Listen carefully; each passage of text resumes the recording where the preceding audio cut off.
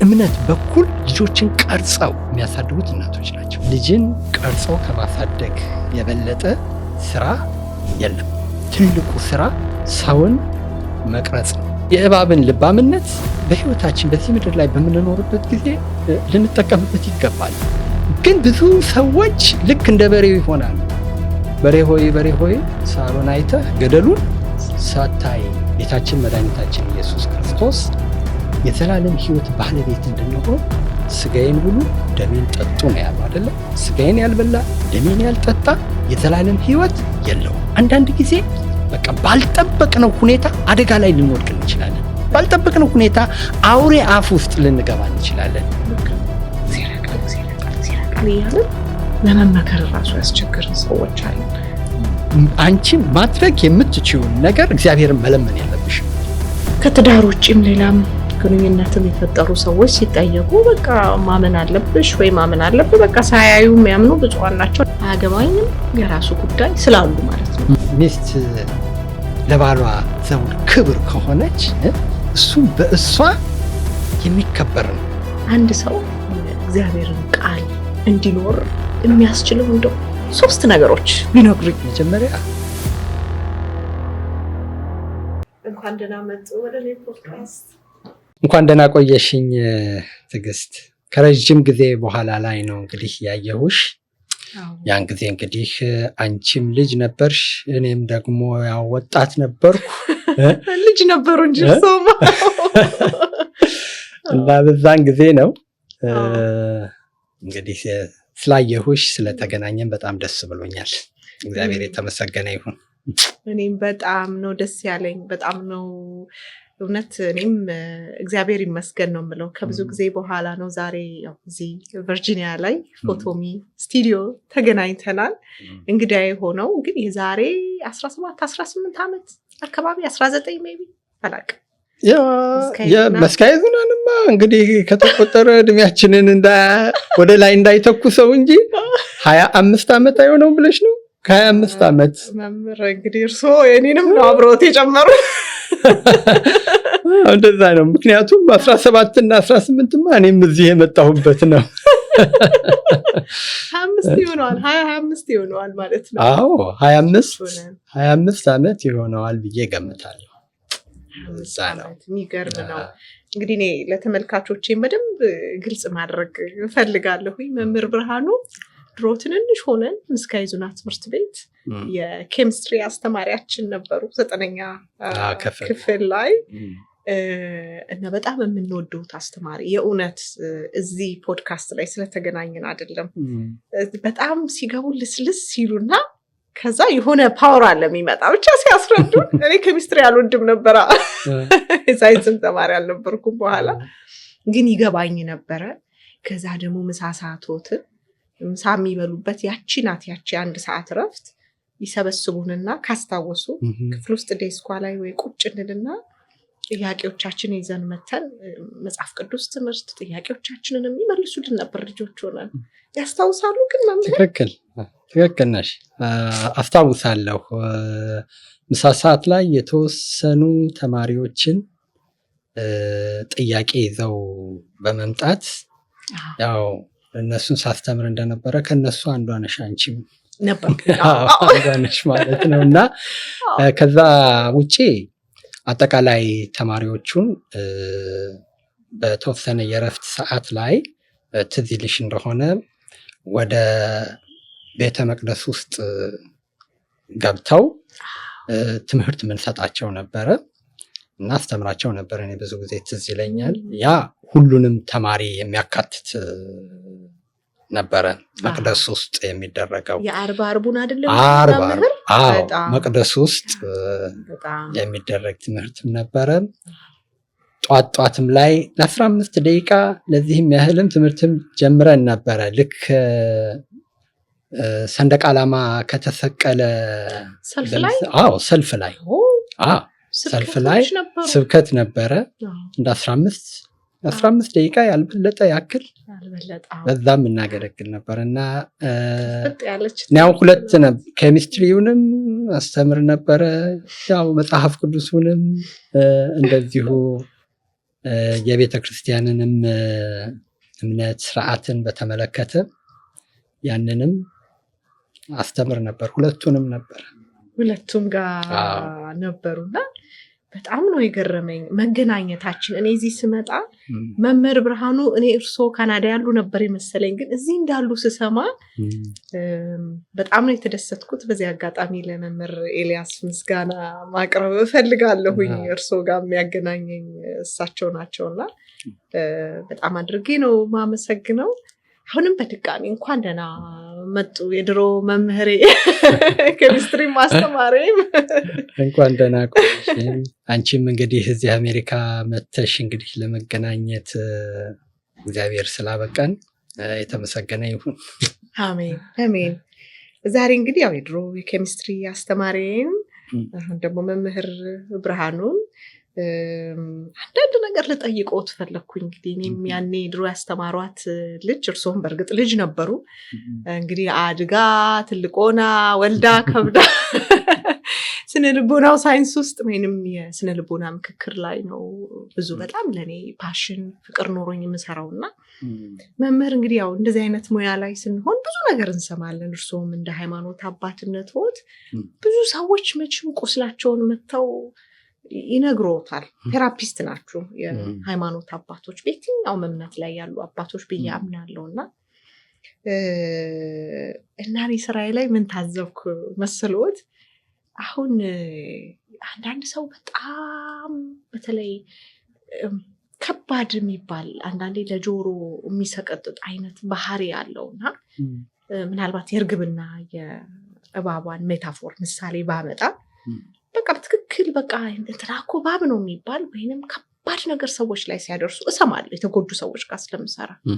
አንዳንድ ሰው ደግሞ ኤክስትሪምሊ የዋ ሆኖ ደግሞ ሲጎዳ ያለው እና አንዳንዴ እንዲሁም ከወዳጆቼ ጋር ስናወራ እንዴ ቲጂ ይቻለም እኮ እንደ እርግብ የዋ እንደ እባብ ብልህ ሆኑ ተብሏል ይሉኛል። እኛም እናወራለን። ዩዥሊ የምናነሳውም አባባል ነው። እና አሁን ዛሬ ድሮ መምህሬን ካገኘው አይቀር የመጀመሪያ ጥያቄ የምጠይቆት በዚህ በ21ኛው ክፍለ ዘመን ዓለም ውጣ ውረድ ባለባት ህይወት በከበደባት ብዙ ችግሮች ባለብን ዘመን ላይ ተፈጥረን ለምሳሌ እኔ ትዕግስቱ አልተንጉስ እንዴት ብዬ ነው እንደ እርግብ የዋህ እንደ እባብ ብልህ ሆኑ የሚባለው? እንዴት ነው እርግብም እባብም መሆን እችል ይሆን ወይ አባባሉን አሳስች ሆን ያየሁበት መንገድ?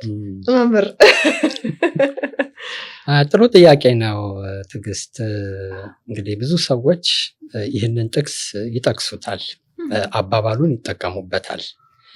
ግን አባባሉ ገብቷቸው ነው ተረድተውት ነው ወይ የሚለውን ማንሳት ፈልጋለሁ።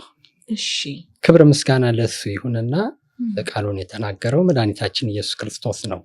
ለደቀ መዛሙርቱ የሰጠው መመሪያ ነው በዚህ ምድር ላይ በሚኖሩበት ጊዜ። ምክንያቱም እሱ ከሱ ጋር 3 ዓመት ከመንፈቅ ቆይተዋል። ያ ቆይታቸው የትምህርት ጊዜ ነው። ልክ አንድ ተማሪ በአንድ ኮሌጅ ውስጥ 3 ዓመት ምናምን ቆይቶ ተመርቆ እንደሚወጣ ለእነሱም ያቺ ከሱ ጋር የቆዩበት 3 ዓመት ትምህርትን ያገኙበት በህይወቱም እንግዲህ እሱ አምላካችን መድኃኒታችን ኢየሱስ ክርስቶስ ፍጹም አምላክ ፍጹም ሰው ሆኖ ነው የመጣው።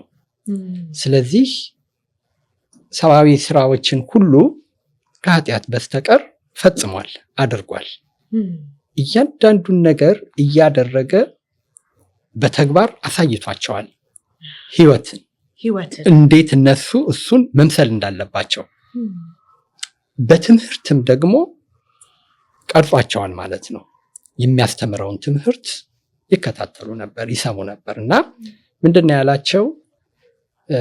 ወንጌላዊው ቅዱስ ማቴዎስ ይህንን ከነሱ ከ12 ሐዋርያት አንዱ የነበረው እግዚአብሔር መንፈስ ቅዱስ ባጻፈው መሰረት በጻፈው ወንጌል ላይ ምዕራፍ 10 ላይ ጌታ የተናገረውን ቃል አስቀምጦታል። ምንድነው ያለው? ጌታችን ለደቀ መዛሙርቱ ወደ ተኩላ ወደ በዛበት እንደ በግ በተኩላዎች መካከል እልካችኋለሁ አለ። እንደ በግ በተኩላዎች መካከል እልካቸዋለሁ። እስቲ በህሊናሽ አንዲት በግ ተኩላዎች መካከል ተልካ አሁን ከባድ ነው አይደለ? ስለዚህ እናንተም እንደ በግ በተኩላዎች መካከል ነው እምልካችሁ። ስለዚህ እንደ እባብ ልባሞች እንደ ርግብም የዋሆች ሁኑ ብሎ ይህንን መመሪያ ሰጣቸው። ይህ እንግዲህ እንደኛ መቼም አንዲት በግ በተኩላዎች መካከል ያለች አንዲት በግ ከተኩላዎች ልታመልጥበት የምትችልበት ምንም አይነት መንገድ አይኖራትም። እኔ አይታየኝም። አዎ አይታይም፣ በግ ነች። ነገር ግን በእግዚአብሔር ኃይል ይህ ምሳሌ የተመሰለላቸው ሐዋርያት በተኩላ በተመሰሉ ሰዎች መካከል ተገኝተው እንዴት ሆነው የተላኩበትን ተልእኮ ፈጽመው ለፍጹም ክብር ሊበቁ እንደሚገባቸው የሰጣቸው ነው እና እንደ እባብ ልባም እንደ ርግብ የዋህ ሁኑ አለ። አሁን እባብ ሁኑ አይደለም ያላቸው። ልብ ማለት ያለብን እባብ ሁኑ አላለም። እንደ እባብ ልባሞች፣ የእባብን ልባምነት ነው። እባብ ተንኮለኛ ነው። እባብ ክፉ ነው አይደለ? ግን በዚያ ክፋት ውስጥ በዚያ ተንኮል ውስጥ ብልሃት አለው። ምን አይነት? አዎ አሁን እሱን ነው እንግዲህ ቃሉን ጌታችን ያው በደፈናው ነው የተናገረው አይደለ? ግን እግዚአብሔር መንፈስ ቅዱስ ለነዚህ ለሐዋርያት ምስጢሩን ገልጾላቸዋል። እንደ እባብ ልባሞች እንደ ርግብ የዋሆች ሁኑ ያለው መመሪያ ስለገባቸው ነው በሕይወታቸው የተጠቀሙበት። በኋላም ላይ የተነሱ የቤተ ክርስቲያን አባቶች ይህንን የመጽሐፍ ቅዱሱን አባባል የጌታን አነጋገር አሁንም መንፈስ ቅዱስ በገለጸላቸው መሰረት ተርጉመውታል። የእባብን ብልህነት ያንን በመመልከት እባብ ምን አይነት የእባብን ባህሪ ስንመለከተው አሁን ልባም የተባለበትን አንደኛ እባብ መርዝ አለው። መርዛማ ነው አይደለ? ይናደፋል። አዎ መርዙ ያለው ምላሱ ላይ ነው ይባላል። ምላሱ ላይ ነው። ውሃ ደግሞ መጠጣት አለበት አይደለ እንዴ? ለመኖር እንግዲህ ውሃ ያስፈልገዋል። ውሃ በሚጠጣበት ጊዜ ይላሉ አባቶች ያችን መርዙን መጀመሪያ ያወጣና ከዳር ያስቀምጣታል። ከዛ ውሃውን ነው የሚጠጣው። አለበለዚያ ከነ ውሃው መርዙ እያለ ውሃውን ከጠጣ ወደ ውስጥ ገብቶ ራሱኑ ሊያጠፋው ይችላል፣ ራሱን ይገለዋል። አዎ ስለዚህ በጣም ለሕይወቱ አስፈላጊ የሆነውን ውሃ ለመጠጣት መጀመሪያ ምንድን ነው የሚያደርገው? መርዙን አውጥቶ ለብቻ አስቀምጦ ነው። አዎ እንደዛ ነው። እባብ ይሄ ባህሪ ያለው አንድ ይሄን ትይዣለሽ። እሺ ሌላው እባብ ጠላቶች በሚመጡበት ጊዜ እቺም አሁን አንድ እባብ በምናይበት ጊዜ እባብ ካየህ በቃ እባብን ግደል ነው አይደለ? ምንም ጥያቄ የለውም። ስለዚህ ጠላቶቹ በሚመጡበት ጊዜ አስቀድሞ ቶሎ ብሎ የሚከላከለውና የሚሸሽገው ራሱን ነው።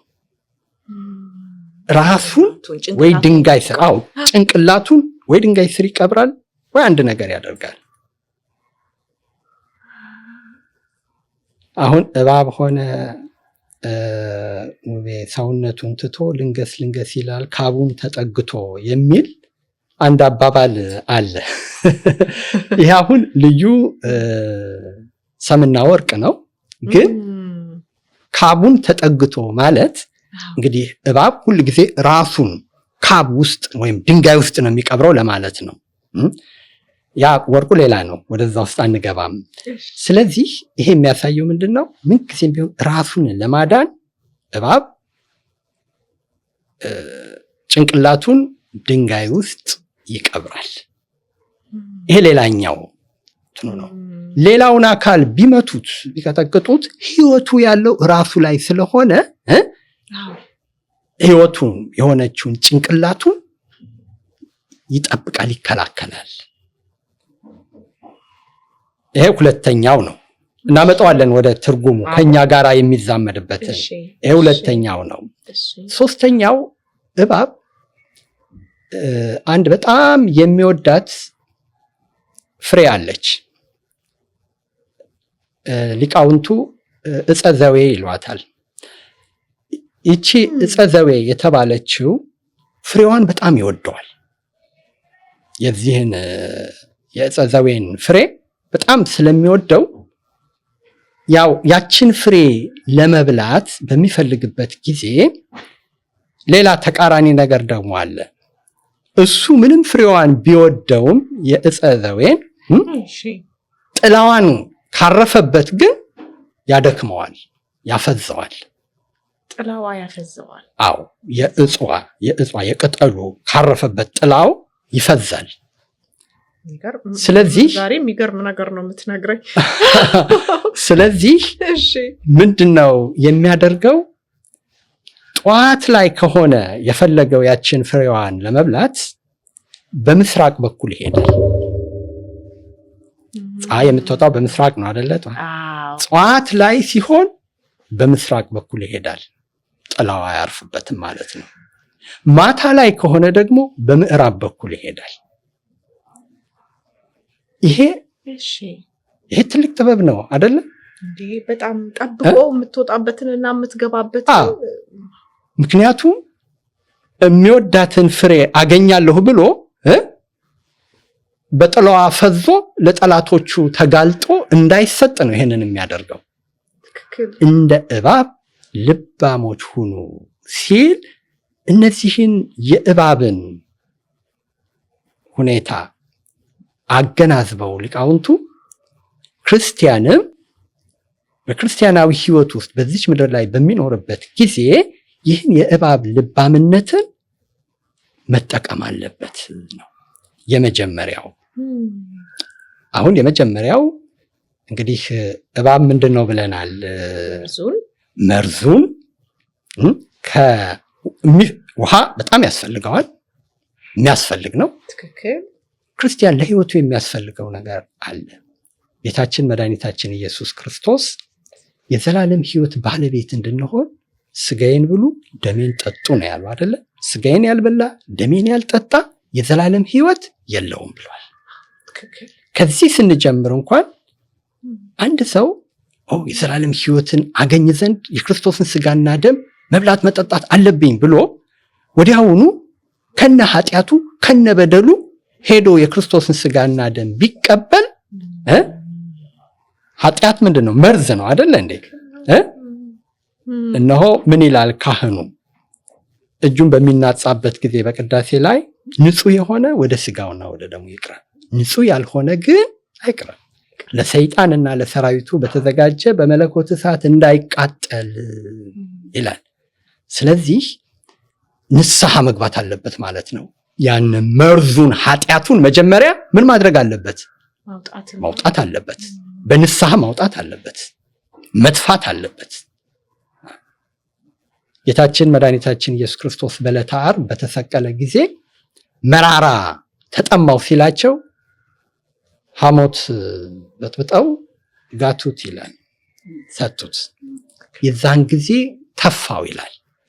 ያንን ምሕረት የኃጢአት ምሳሌ ስለሆነ እናንተም ኃጢአታችሁን ትፉት፣ ሰዎች እንኳን ሊግቷችሁ ቢሞክሩ ትፉት ሲል ይህንን በምሳሌነት አደረገልን ይላሉ ሊቃውንቱ። እና ኃጢአትን አይቆይ ታሳድሩ ታቆዩት፣ ምናችሁም ትፉት በቃ። ስለዚህ የእባብ ልባምነት፣ ይህንን ከእባብ ልባምነት ከወሰድን በሕይወታችን ተጠቃሚ እንሆናለን። አሁን ይሄ ለስጋው ደሙ ነው አይደል የወሰድነው? ለሌላውም ነገር ቂም፣ በቀል፣ ጥላቻ አእምሮሽ ውስጥ ካስቀመጥሽ ምንድን የምትሆኚው አንቺ? የሰው መጎጃው እኮ ይሄ ነው አይደል እንዴ? መርዝ ነው። አዎ የሰው መጎጃው በማማት ነው አይደል? ሰው እንደውም አንድ አባባል አለ የሰው መጎጃው በህማማት ነው የሚል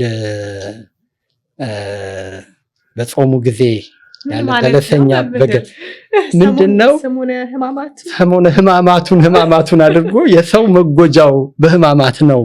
በህማማት ጊዜ ሰው በጣም በቃ በስግደቱም በጾሙም በምኑ ይጎዳል ነው። ግን ወርቁ ማማት፣ ሐሜትን ማማት።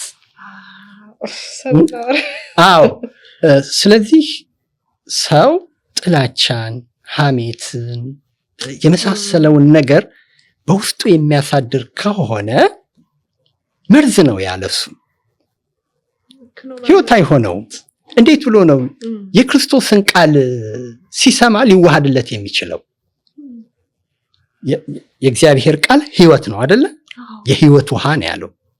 የህይወት ውሃ ሁሉ ይፈልቃል ይላል። እና ግን እነዚህ መርዝ ነገሮች በውስጣችን ኖረው የህይወትን ቃል መስማት አይደለም። መጀመሪያ መጥፋት አለብን። ያንን ክፉን በውስጣችን የነገሰውን ነገር በንስሐ ማውጣት አለብን። ይሄ አንደኛው እንትን ነው። ሌላው እባብ ራሱን ካብ ውስጥ ድንጋይ ውስጥ ይሸሽጋል ብለናል አይደለ? ሌላው አካሉ መከራ ቢያሳድሩበት ቢደበድቡት ምን ቢሉት ህይወቱ ያለው ራሱ ላይ ስለሆነ መልሶ ያገግማል። ሰውነቱ ሰማለሁ። አዎ በቃ በህይወት ይቆረጥም ምን ቢልም እንደዛ ነው የሚሉት እንግዲህ አባቶቻችን ሲሉ ነው አዎ ስለዚህ እሺ ለእኛም ጌታችን እንግዲህ እንደ እባቡ ሌላ አካል አሁን እሱ ዋናው ህይወቱን ድንጋይ ውስጥ ቀብሯል አይደል እንዴ? ልክ ነው። የኛ ራሳችን ማን ነው? የቤተ ክርስቲያን ራስ ማን ነው ብለናል? ክርስቶስ። የቤተ ክርስቲያን ማለት እኛ ነን። የክርስቶስ ቤተ መቅደሶች የሆነን የክርስቲያኖች ራስ ክርስቶስ ነው። ክርስቶስ ነው። ክርስቶስ ማለት ምን ማለት ነው? ሃይማኖታችን ተዋህዶ። አሁን እኛ ተዋህዶ ስንል የአምላክ ሰው መሆን ሰው አምላክ የመሆኑ ታላቅ ምስጢር ነው። ተዋህዶ ሃይማኖታችን ነች፣ ህይወታችን ነች። አሁን በምንም መልኩ ይሁን በምን በምድር ላይ ብዙውን ነገር ሰዎች ሊያሳጧችሁ ይችላሉ። ብዙውን ነገር ከእናንተ ሊያጎሉባችሁ ይችላሉ። ሀብታችሁን ሊወስዱ ይችላሉ። ንብረታችሁን ሊወስዱ ይችላሉ። በሰውነታችሁም ላይ መከራ ሊያጸኑባችሁ ይችላሉ። ሃይማኖታችሁን ግን በምንም መልኩ እንዳታስነኩ። ህይወታችሁ ሃይማኖታችሁ ላይ ነው። ስለዚህ አንድ ሰው ሃይማኖቱን ጠብቆ ከያዘ በሃይማኖቱ ኋላ ላይ ይድናል፣ ሪቫይቭ ማድረግ ይችላል። ሌላው መከራን ቢገጥመው መከራውን ያሳልፋል። ኢዮብን እንደ ምሳሌ መውሰድ እንችላለን። ሃይማኖቱን እስከ መጨረሻው ድረስ አልካደም። ሀብቱን አሳጣው፣ ልጆቹን አሳጣው፣ ሰውነቱን ጤንነቱን አሳጣው። በዚያ ሁሉ ግን ጭንቅላቱን ግን አላስነካም አይደል? ሃይማኖቱን አላስነካም። ሃይማኖቱን ጠብቆ ያዘ እስከ መጨረሻው። ካድና ሙት እንኳን ቢሉት በፍጹም አለ። አዎ ሃይማኖትህን ተው ማለት እኮ ነው። ያንን ጠብቆ ተገኘ። ይሄ ማለት እንግዲህ በሃይማኖቱ ኋላ ላይ ሁሉን መልሶ አላገኘውም፣ አግኝቶታል። በአይነቱ ለየት ያለው ሀጊ የውበት ማሰልጠኛ ተከፈተ። በብቁ ባለሙያዎች የሚሰጠው የሜካፕ ስራ እንዲሁም በጥፍር ስራ፣ በሚኒኪዩር እና በፔዲኪዩር አይላሽና ታቱ፣ የቅንድብም የእጅም፣ በሴቶችም በወንዶችም የፀጉር ስራ ስልጠና እንሰጣለን። በተጨማሪም የስፔሻል ኢፌክት ስልጠና እንሰጣለን። አድራሻ ጦር ኃይሎች ከኩዊን ሱፐርማርኬት ፊት ለፊት መላኩ ህንፃ ሁለተኛ ፎቅ። ሀጌ የውበት ማሰልጠኛ ተቋም። መምህር እዚህ ጋር እንዲያውም ሃይማኖትን ዝርዝር ቢያደርጉልን ለአንድ ሰው ሃይማኖት ምን ማለት ነው? ሃይማኖት ያሁን በጣም እንግዲህ የሚጠበቀው ሃይማኖት ስለሆነ ያሉ ነውና ምንድን ነው ሃይማኖት? ሃይማኖት በምንልበት ጊዜ ባጭሩ በእግዚአብሔር ማመን ነው አይደለ? ግን በእግዚአብሔር ማመን የሚለውን ነገር እግዚአብሔርን ማን ብለን ማመን የሚለው ደግሞ ይከተላል። ሰፊ እና ጥልቅ የሆነ ነገር ይኖረዋል። እንዲሁ አምላክ አለ ፈጣሪ አለ ብሎ ማመኑ በራሱ ሃይማኖት አይደለም። እሱ ሃይማኖት አይደለም። ሃይማኖት ጥልቅ ነው። ያ እምነት ነው ሊባል የሚችለው በአንድ ነገር ማመን ነው። ሃይማኖት ግን ከዚያ የበለጠ ጥልቅ ምስጢር ነው። ባጭሩ በዚህ ልንዘረዝረው ስለማንችል ነው። እኔ አሁን እንግዲህ ለኛ አሁን ተዋህዶ ሃይማኖታችን ነች። ተዋህዶ ኦርቶዶክሳዊት ተዋህዶ ሃይማኖታችን ነች። በተዋህዶ ብዙ ነገር ይገለጣል። የእምነታችን መሰረት እዛ ውስጥ አለ። ስለዚህ ተዋህዶ ሃይማኖታችንን በምንም አይነት መልኩ ማስነካት የለብንም። ህይወታችን እሷ ላይ ነው ያለው ማለት ነው። የሰው ህይወቱ ያለው እዛ ላይ እና ስለዚህ ሃይማኖታችሁን አታስነኩ ነው እና ይሄ ሁለተኛው ምስጢር ነው። ሶስተኛ እንዲያነሳ ነውም ነገር ነበር አይደለ? የጥላዋ ነገር ይሸሻል። ገርማል። እባብ ግን እንትናለውና በጣም ይህንን የእባብን ልባምነት በህይወታችን በዚህ ምድር ላይ በምንኖርበት ጊዜ ልንጠቀምበት ይገባል። የምንፈልገው ነገር አለ። በጣም ለህይወታችን አስፈላጊ የሆነ ነገር ግን ብዙ ሰዎች ልክ እንደ በሬው ይሆናሉ። በሬ ሆይ ሳሩን አይተህ ገደሉን ሳታይ ይሆናል። በቃ ሳሩን ብቻ አይተው ያለውን ነገር ብቻ ተመልክተው አይናቸውን ጨፍነው የሚገቡ አሉ። እንደ እባብ ልባሞች ከሆኑ ግን ክርስቲያኖች መጀመሪያ የሚያስፈልጋቸውን ነገር ለማግኘት ምንድነው ይሄንን አገኛለሁ ስል በእኔ ላይ ደግሞ ሊያመጣ የሚችለው ነገር ምንድነው? ጥቅምን፣ ጉዳትን፣ ሌሎችን ነገሮችን በደንብ አድርጎ ማመዛዘን ያስፈልጋል ማለት ነው። በምን አይነት መልኩ ነው ማግኘት ያለብኝ? እንዴት አድርጌ ነው? አሁን ለምሳሌ ሃይማኖቴን፣ ሰብዕናዬን፣ የኔን ክብሬን ይሄን ሁሉ ሳላጣ እንዴት አድርጌ ነው ማግኘት የምችለው?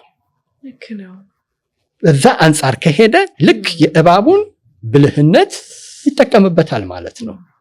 ያቺ እጽዋ እሱን ጎማለች። ያቺ እጽዋ በአደጋ ነው ማለት እንደ ኃጢአት ምሳሌው ብዬ ነው። በሰውኛ ኃጢአት አይደለም ያፈዘው ሰውን የኃጢአት ምሳሌ ናት ጥላዋ።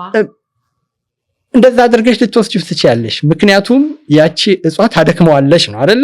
እኛን የሚያደክም የዓለም ነገር አለ፣ የጥቅም ነገር አለ አይደለ እንዴ? ጥቅም ብዙ ነገር ህሊና የሚያደክም የዓለም ነገር በቃ ያደነዝዘናል። ይሄን ማግኘት ይሄን እንትን ማለት በጣም ብዙ ያ ነው እንግዲህ ያ ነገር ታይቶን ያንን እናገኛለን ስንል ዓለም ጠልፋ እንዳትጥለን ነው። ጥላው በዚያ ነው እንግዲህ ዓለም ጠልፋ እንዳትጥለን መጠንቀቅ አስፈላጊ ነው የሚሆነው እና የእባብ ልባምነት በዚህ አንጻር ነው የምንገልጸው። ስለዚህ ይሄ ጥበብ ነው። ሁልጊዜ ግን በእንዲህ አይነት ጥበብ ወይም በተጥባባተ ነገር ልትኖሪ አትችል። እንደው በዚህ ሆኜ እንዲህ አድርጌ እንዲህ ብለሽ ልትኖሪም አትችልም። ጥሩ ነው ይህንን ማድረግሽ። የዋህነትም ደግሞ አንዳንድ ጊዜ ያስፈልጋል። የዋህነት ማለት እግዚአብሔርን መምሰል ማለት ነው። እስቲ እንደሱን በደንብ መምህር እኔ የዋህ በልቤ ትሁት ነኝ ይላል ጌታ። እኔ የዋህ በልቤ ትሁት ነኝ ከኔ ተማሩ ይላል። የዋህነት ማለት ጅልነት ማለት አይደለም። መጀመሪያ ቂልነት ማለት አይደለም። የዋህነት ማለት የጥበብ ጥግ ማለት ነው። በቃ የእውቀት ጥግ መጨረሻ ማለት ነው። እኔ የዋህ በልቤ ትሑት ነኝ ያለው እግዚአብሔር ነው። እግዚአብሔርን መምሰል ማለት ነው የዋህነት። ስለዚህ አንድ ሰው የዋህ ሆነ ማለት እግዚአብሔርን የሚያይበት ደረጃ ላይ ደርሷል ማለት ነው። የዋሃን ብፁዓን ናቸው እግዚአብሔርን ያዩታልና አይደል የተባለው? የመጨረሻ የብቃት ደረጃ የሚባለው ሥላሴን ማየት ነው። ነጽሮተ ስሉስ ቅዱስ የምንለው ሥላሴን ማየት ለሰው በሚገባው በሚረዳው ሊያየው በሚችለው መልኩ እግዚአብሔር አብ ወልድ መንፈስ ቅዱስ ራሱን የሚገልጥበት የመጨረሻው ደረጃ ማለት ነው። የብቃት ደረጃ አሉ። የብቃት ደረጃዎች 10 የብቃት ደረጃዎች አሉ። ከንጽሐ ስጋ ጀምሮ ንጽሐ ነፍስ፣ ንጽሐ ልቡና ብሎ የሚገለጡ ደረጃዎች አሉ። መምህር ትንሽ ጠቀስ አድርገውልን። ለምሳሌ ንጽሐ ስጋ ሲባል አንድ ሰው የስጋ ንጽህናን ማግኘት ማለት ነው። የስጋ ንጽህና ከኃጢአት ከበደል ከእንደዚህ አይነት ሁኔታ መንጻት ይኖራል አይደለ? በዛ ውስጥ ደረጃዎች አሉት ደግሞ አንዳንዱ በጣም ሰፊ ስለሚሆን ነው ወደ ሌላ እንዳንሄድ ብዬ ነው። እና በአጭሩ ግን ንጽሐ ስጋ ስንል የስጋ ከክፋት ከተንኮል ከዚህ መላቀቅ ብለን ልንወስደው እንችላለን። ንጽሐ ነፍስ ስንል ደግሞ የነፍስ መንጻት መቀደስ ማለት ነው። በዚህም ውስጥ ደግሞ ራሱ ደረጃዎች አሉት። አዎ ንጽሐ ልቡና ሲባል ደግሞ የልቦና ንጽህና ነው። እንግዲህ እየነጻ መጥቶ በአጠቃላይ መላ ሰውነቱ አንድ ሰው መላ ህይወቱ ወደ ንጽህና እግዚአብሔርን ወደ መምሰል መድረስ ማለት እኮ ነው በህይወቱ። አዎ እኛ እኮ አሁን እግዚአብሔርን ክርስትና እኮ ስንል እግዚአብሔርን ወደ መምሰል ነው። እኔን ምሰሉ አይደለ ያለው? በቃ እሱን መምሰል ነው። በቃ የሱ የባህሪው ተካፋዮች መሆን ማለት ነው። የሱ የባህሪ ገንዘቡ የሆነውን እኛ በጸጋ ከእሱ የምናገኝ ማለት ነው። የሱ የባህሪ ገንዘቡ የሆነውን እኛ ደግሞ እሱን በመምሰል በጸጋ የዚያ ባለቤቶች እንሆናለን ማለት ነው። ስለዚህ እዚያ ደረጃ ላይ እስኪደርስ እንግዲህ ንጽሐ ልቡና ደረጃ ላይ ሲደርስ እግዚአብሔርን የሚያዩበት ነው። ወደዚህ የወሰደን ምንድን ነበረ? ይሄ ሁሉ እንግዲህ የመጨረሻ ላይ ጥለዋን አንስተን ነው በጥለዋ ነው እንመለሳለን። አዎ ወደ ሌላ ምስጢር ስለሄደ እንትን አደረገንና ጠቀስ አድርገው እንደው ለማወቅ ያክል እኔ የዋህነት የሚለውን ነው። የዋህነት የሚለው ነው አሁን ወደዚህ ያመጣል። የዋህነት ማለት እግዚአብሔርን የማያ ደረጃ ማለት ነው። መጨረሻ ላይ የሚደረስበት ነው። እንዲሁ በተለምዶኝ ገሌ የዋህ ነው ገሊት እኮ የዋህ ናት እንላለን። አይደለም። ገንዘቤን አንስቼ ለሰው ባበድር እሱ የዋህነት ሊባል አይደለም። የዋህነት ከሱ በላይ ነው። የዋህነት ማለት እንደው በአነጋገርኛ ወስደነው ነው እንጂ ነገርኩሽ እኮ የመጨረሻው እግዚአብሔርን የማየት የዋሃን ብፁዓን ናቸው እግዚአብሔርን ያዩታልና ነው ያለው። እግዚአብሔርን ያየ አለ እንግዲህ እዛ ደረጃ ላይ የደረሱ ናቸው። እንግዲህ የዋህነት ገንዘብ ያደረጉ የዋህነትን በትክክል ገንዘብ ያደረጉ ሰዎች እግዚአብሔርን ማየት ደረጃ ላይ የደረሱ ናቸው ማለት ነው። እና ይህን የዋህነት ገንዘብ ማድረግ ያስፈልጋል። ይህን የዋህነት ገንዘብ ደግሞ ለማድረግ ሁል ጊዜ ቅድም እንዳልነው ከእባብ ብልህነትን አይደለ ያ ጥበብን ነው። ቴክኒካል የሆኑ ነገሮች ናቸው የተነጋገርንባቸው። ሁሉ በዛ አይሆንም። በእግዚአብሔርም ጥበቃና በእግዚአብሔርም ቸርነት ነው በቃ የሰው ልጅ ተጠብቆ ድኖም ሊኖር የሚችለው። አንዳንድ ጊዜ ሳናስበው በቃ ባልጠበቅነው ሁኔታ አደጋ ላይ ልንወድቅ እንችላለን። ባልጠበቅነው ሁኔታ አውሬ አፍ ውስጥ ልንገባ እንችላለን። የርግብን ምሳሌነት እንውሰድ። እሺ በኖህ ዘመን ምን ሆነ? ወደ ርግብ ገባን። በየዋህነት ልናያይዘው ነው እንግዲህ የእባብን ልባምነት እዛ ገለጽ ነው። ከየዋህነቷ ጋራ ማያያዝ አለብን። እንደው መምህር ወደ ርግቧ ከማለፎት በፊት በደንብ አስረግጠው እንዲነግሩን እንደው አንድ ጥያቄ ይቅርታ አቋረጥኩት ልጠይቆትና አይ ቲንክ ፖድካስቴ ላይ ከዚህ በፊት አንስቼዋለሁ። በጣም የሚገርመኝ ብዙ ሴቶች በተለይ አረብ ሀገር የሚኖሩ ሴቶች ሰርተው ይመጡና ያው ቀጥሎ ጋብቻ ነው መቼም ሰው ገንዘብም ካገኘ ራሱን ከቻለ በኋላ ለጋብቻ የሚመርጧቸው ሰዎች ላይ ብዙ ጊዜ ተቸግረው እኛ ጋር በጣም በርካታ ጥቂት ምሎት አይደለም ሰዎች ይመጣሉ። ኢትዮጵያ እዚህ አሜሪካ ሳይሆን ኢትዮጵያ ማለት ነውና ለምሳሌ አንድ ልጅ የሰራችበትን ገንዘብ በሙሉ ስራ ልስራበት ብሎ ሰጣት። የሰርጓ ቀን የቀረው መምህርና አውርተናታል ያው ስራችን ስለነበረና ያለችው ምንድነው እኔ ልስራበት ላይ በየዋህነት ሰጣሁት፣ በየዋህነት አደረኩት። እንግዲህ አሁን እቺ ልጅ ክርስቲያን ናት፣ በእግዚአብሔር የምታምን ናት።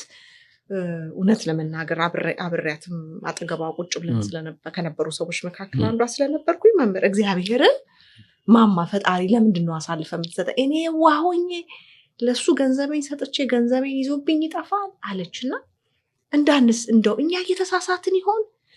ክሱስ ልክ ይሆን? ይሄ እውነት ፈጣሪ የሚፈልገው እግዚአብሔር የሚፈልገው የዋህነት ነው ወይ? እንደችን ተናግረውልኝ ቢያልፉ ከዛ ወደ እርግብ እንገባለን። አዎ ምንድነው እንግዲህ አንዳንድ ጊዜ የራሳችንን ድርሻ መወጣት ያስፈልጋል። የራስ ድርሻ የሚባል አለ።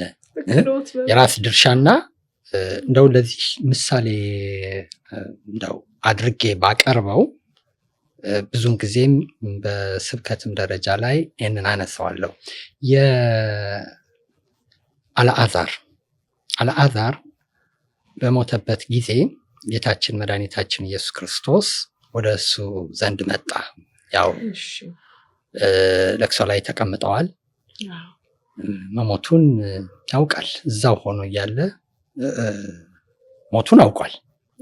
እንሄድ ብሏቸውም ደቀ መዛሙርቱንም ይዟቸው የመጣውም አንቀላፍቷል ወዳጃችን አልዓዛር ብሎ ሞቱን ገልጾላቸው ነው። እነሱን ከአንቀላፋማ ይነቃል ብለው እሱ ግን ስለ ሞቱ ነው የነገራቸው እና ከመጣ በኋላ ላይ ግን አለቀሰ። ያለውን ፍቅር ለመግለጽ ነው። ከዛ በኋላ ላይ ግን አንተ በዚህ ሆነ ቢሆን ኖሮ ወንድሜ ባልሞተም ነበረ አለች። ብታምኝስ ወንድምሽ ይነሳል አላት። እሷ ያላት የመሰላት በትንሣኤ ሙታን ይነሳል ያላት ስለመሰላት ነው። አውቃለሁ በትንሣኤ ሙታን እንደሚነሳል። ብታምኝስ ትንሣኤም ሕይወትም እኔ ነኝ አላት። የትንሣኤ ባለቤት ኢየሱስ በመካከሏ ነው ያለው እና እሱ ግን አሁን አስነሳዋለሁ ማለቱ ነው እና ወዲያውኑ ወደ አልዓዛር ወደ መቃብር ስፍራ ሄደ። አሁን የሰውና የእግዚአብሔርን ድርሻ እዚህ ላይ እንድናውቅ ነው። እሺ ደስ ይለኛል መምህር። ምን አለ? ሂዱና የመቃብሩን ድንጋይ አንሱ ብሎ ትእዛዝ ሰጠ ለሰዎች።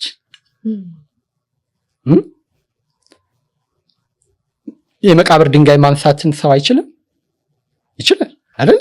ይሄ ከባድ ስራ ነው አይደለም? አንሱት አለ እንጂ እሱ እዛው ሆኖ መቃብሩን ድንጋይ ተነስ፣ አልዓዛርም ብድግ ብለህና ማለት ይችል ነበረ። ሰዎቹን ነው የላካቸው። የሰው ድርሻ ማንሳት የሰው ድርሻ የሚችሉትን አንቺ ማድረግ የምትችውን ነገር እግዚአብሔርን መለመን የለብሽም አድርገሽ ነው ሌላውን ነገር እና አለበለዚያ የሰው ድርሻ የሌለበት ነገር በቃ እግዚአብሔር ለምን ፈጠረን ታዲያ? ከዛ በኋላ ላይ አልዓዛር ሆይ ተነስ ብሎ እንዲነሳ ትእዛዝ ሰጠ። ይሄ የማድረሻ ነው። የክርስቶስ የእግዚአብሔር ነው አይደለ? ሰው ይህን ማድረግ ይችላል? ከእግዚአብሔር ካልሆነ በስተቀር አይችልም አይደለ? ሙታንን ማስነሳት ሰዎች ሌሎች እንኳን ቅዱሳንም እንኳን በእግዚአብሔር ኃይል ነው፣ በእነሱ ኃይል አይደለም። እግዚአብሔር ኃይሉን በእነሱ ሰጥቶ ነው። ስለዚህ ያን ጊዜ ትእዛዝ ሰጠ። ብድግ ብሎ ተነስቶ መጣ፣ ከነመግነዙ መጣ ይላል። የመግነዙን ጨርቅ ፍቱለት አለ። ይሄ የማን ድርሻ ነው? የሰው ድርሻ ነው። ስለዚህ የመግነዙን ጨርቅ እንዲፈቱለት ትእዛዝ ሰጠ። የሚበሉት ስጡት አለ። በዚህ ውስጥ የምናየው ምንድን ነው? እኛ ድርሻ አለን። እንዲህ ሁሉን ነገር እግዚአብሔር ቁጭ ብለን እጃችንንና እግራችንን አጣምረን ይህን ሁሉ አድርገው የሚል አይደለም። ልክ በድርሳነ ሚካኤል ላይ አንድ የተጻፈ ታሪክ አለ። ሁሉ ጊዜ እንደው ሚካኤል ሆይ እንደው ሀብት ስጠኝ እያለ በየጊዜው ይማጸናልና በኋላ ላይ ቅዱስ ሚካኤል አንተ ሰነፍ ጌታ ምስችን ሰጥህ ስራና ያንን እግዚአብሔር እንዲባርክልህ በጸሎት በምልጃ ጠይቀኝ በል እንጂ ምክንያቱም የማንን ቀምቼ ልሰጥህ ነው ከየማንን ቀምቶ ሊሰጠው ለፍቶ ያንን እንዲባርክለት እንደዛ ነው መጠየቅ ያለበት። እና አሁንም አንዳንድ ጊዜ የራሳችንን ድርሻ ሳንወጣ ማጥናት ያለብንን ነገር ማጥናት፣ እንዴት መሆን አለበት የሚለውን ነገር በራሳችን ድርሻ እግዚአብሔር በሰጠን አእምሮ መጠቀም፣ የእባብ ልባምነትንም እዚሁ ማምጣት ተሰጥቶናል። መመሪያው ተሰጥቶናል እኮ እንግዲህ መመሪያው ሰጥቶናል። በዛ አይነት መልኩ ሁሉ ሄደን ግን አውሬ አፍ ውስጥ ግን ልንገባ እንችላለን። ትክክል። አሁን የምመጣልሽ የዛች በኖህ ዘመን ርግብ የገባችበትን ነው። እያንዳንዱ ላይ ነበረች መርከቡ። መርከቡ ውስጥ ከገቡት ገብተዋል። ከሚበሉት 5 አድርጎ ነው ያስገባው። ከማይበሉት ደግሞ 2 ለዘር እንዲቀሩ ነው ወደ እንትን ውስጥ እንዲገቡ ያደረገው። ከሚበሉት እንግዲህ ብዙ ጊዜ ነው የሚቆየው። የሚበላቸውን እንግዲህ ከዛም ሊኖር ይችላል። መምሪኔ እኮ ይገርመኛል። የኖህ መርከብ ነገር ተቻችሎ መኖር ያ ራሱ እንግዲህ ጥበብ እግዚአብሔር ነው። እግዚአብሔር እሱ በሁሉ ነገር አንዱን ጠብቆ ትእዛዝ ተሰጥቷቸዋል። ማንን እንግዲህ እንዳይበላ አሁን ያለው ተፈጥሯዊ ሕግ አሁን እዚህ ላይ በቃ ቆሟል ነው። እስከዛ ድረስ ሁሉም የሚበላው በላተኛ የሚበላውን እንዳይበላ ትእዛዝ ተሰጥቷል ማለት ነው። እንዳይነኩ አንዱን እንዳይነካ ነብር ፍየልን እያየ እንዲሁ አብሮ መቆየት አለበት ማለት ነው። እና ርግብ ምን አደረገች? እንቁላል ልትወልድ ፈለገችና እንግዲህ ለመውለድ የሆነ ዋሻ ወይም ደግሞ የምታርፍበት ጎጆ ያስፈልጋል አይደለ? ልክ ነው። ለካስ እባብ አፉን ከፍቶ ተኝቷል። አፉን ከፍቶ የተኛው ምን ብሎ ነው? ዋሻ መሰላትና ሄዳ እባቡ አፍ ውስጥ ቁጭ ማለት።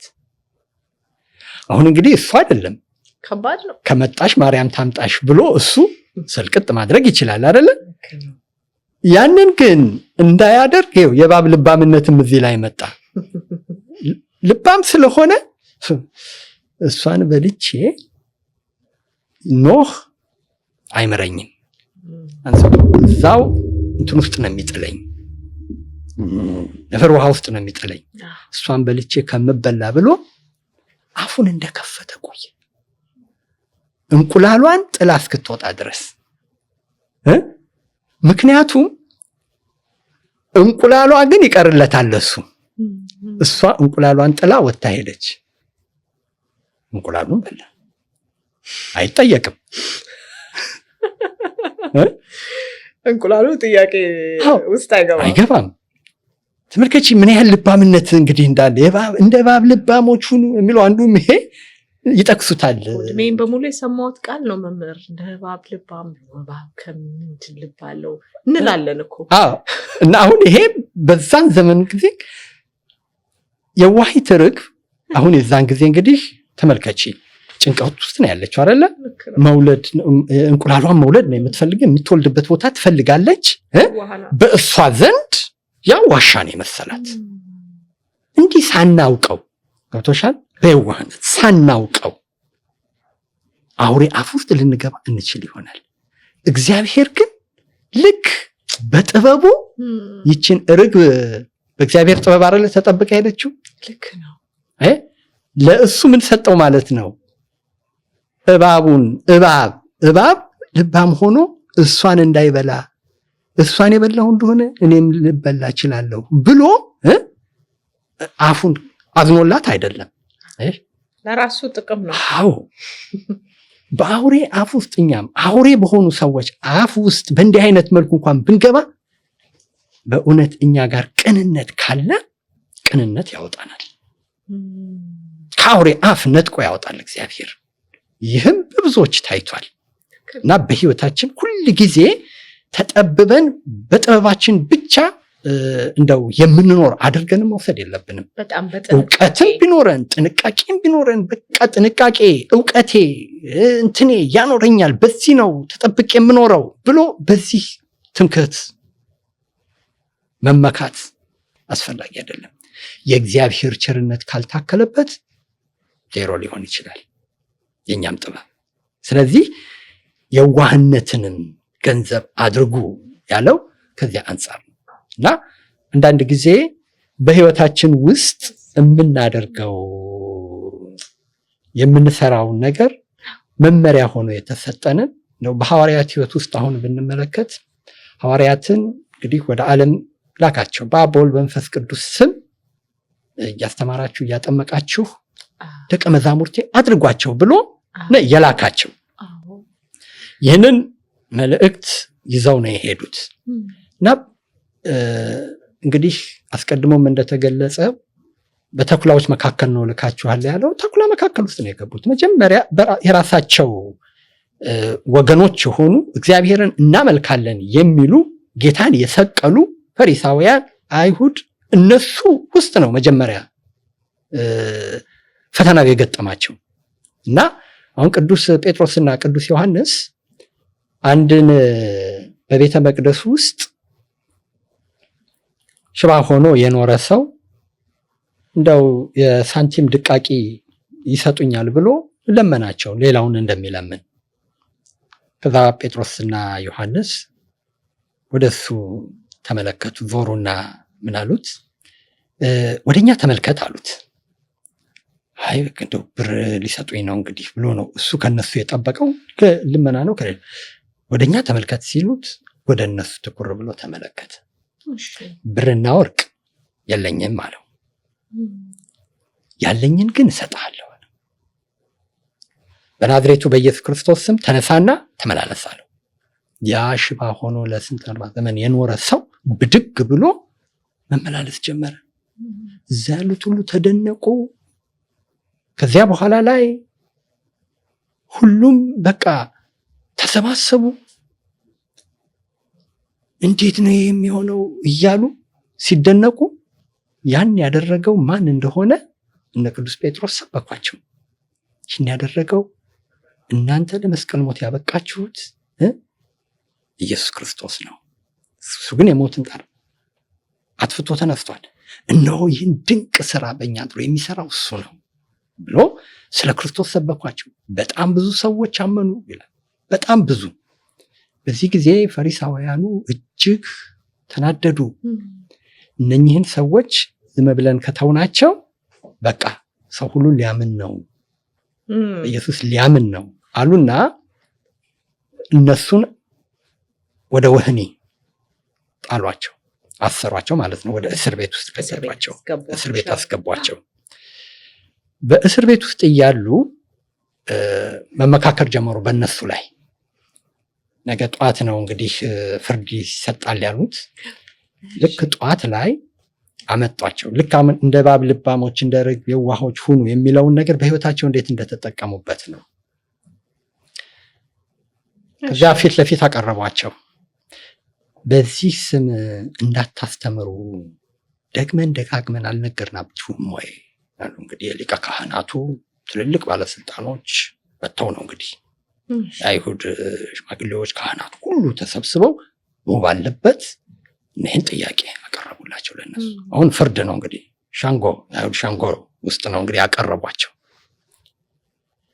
የዛን ጊዜ አሁን አንቺ ምን አይነት መልስ ይሰጣሉ ብለሽ ነው የምትጠብቂው? እኛ በክርስቶስ እናምናለን፣ እንሰብካለን፣ እናደርጋለን፣ ወደ ፉከራ ውስጥ ይገባሉ ምናምን ብለሽ ነው አለ የምትጠብቂው አንቺ። ምክንያቱም የተደረገላቸውን ኃይል አለ። በዚህም ላይ ደግሞ እናንተኛ ልታሱን አትችሉም እያሉ በኃይለ ቃል በምን ይናገራሉ ብለሽ ነው አለ የምትጠብቂው? አሁን ላይ የምናየው እንደዛ ነው። ነገሮች በኃይል ናቸው ብዙ ጊዜ። እነሱ ግን እንደሱ ቀረቡና ሲጠይቋቸው በጣም ተረጋግተው በትህትና ምናልባቸው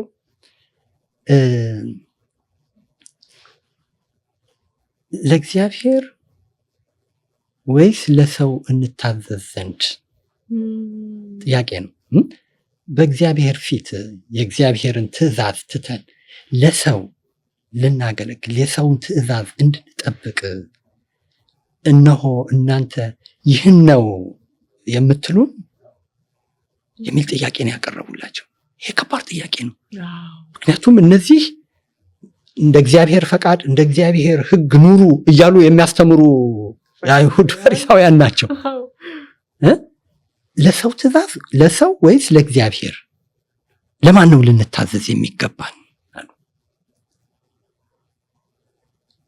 ስለዚህ እኛ የሰማነውን ነው እግዚአብሔር ያየውን ያገኘነውን ያንን ነው የተናገርነው፣ ያንን ነው እየሰራን ያለነው፣ ያንን ነው እያደረግን ያለነው። ተለያዩ እርስ በርሳቸው ምን ይበሉ የባሰ ነገር እንዳይመጣሉና ለቀቋቸው ይላል። አየሽ? እና ይሄ እንግዲህ ጥበብ ያለበት በጣም ለስላሳ ሆነሽ በትህትና ሆነሽ የምታናግር ይኖራል።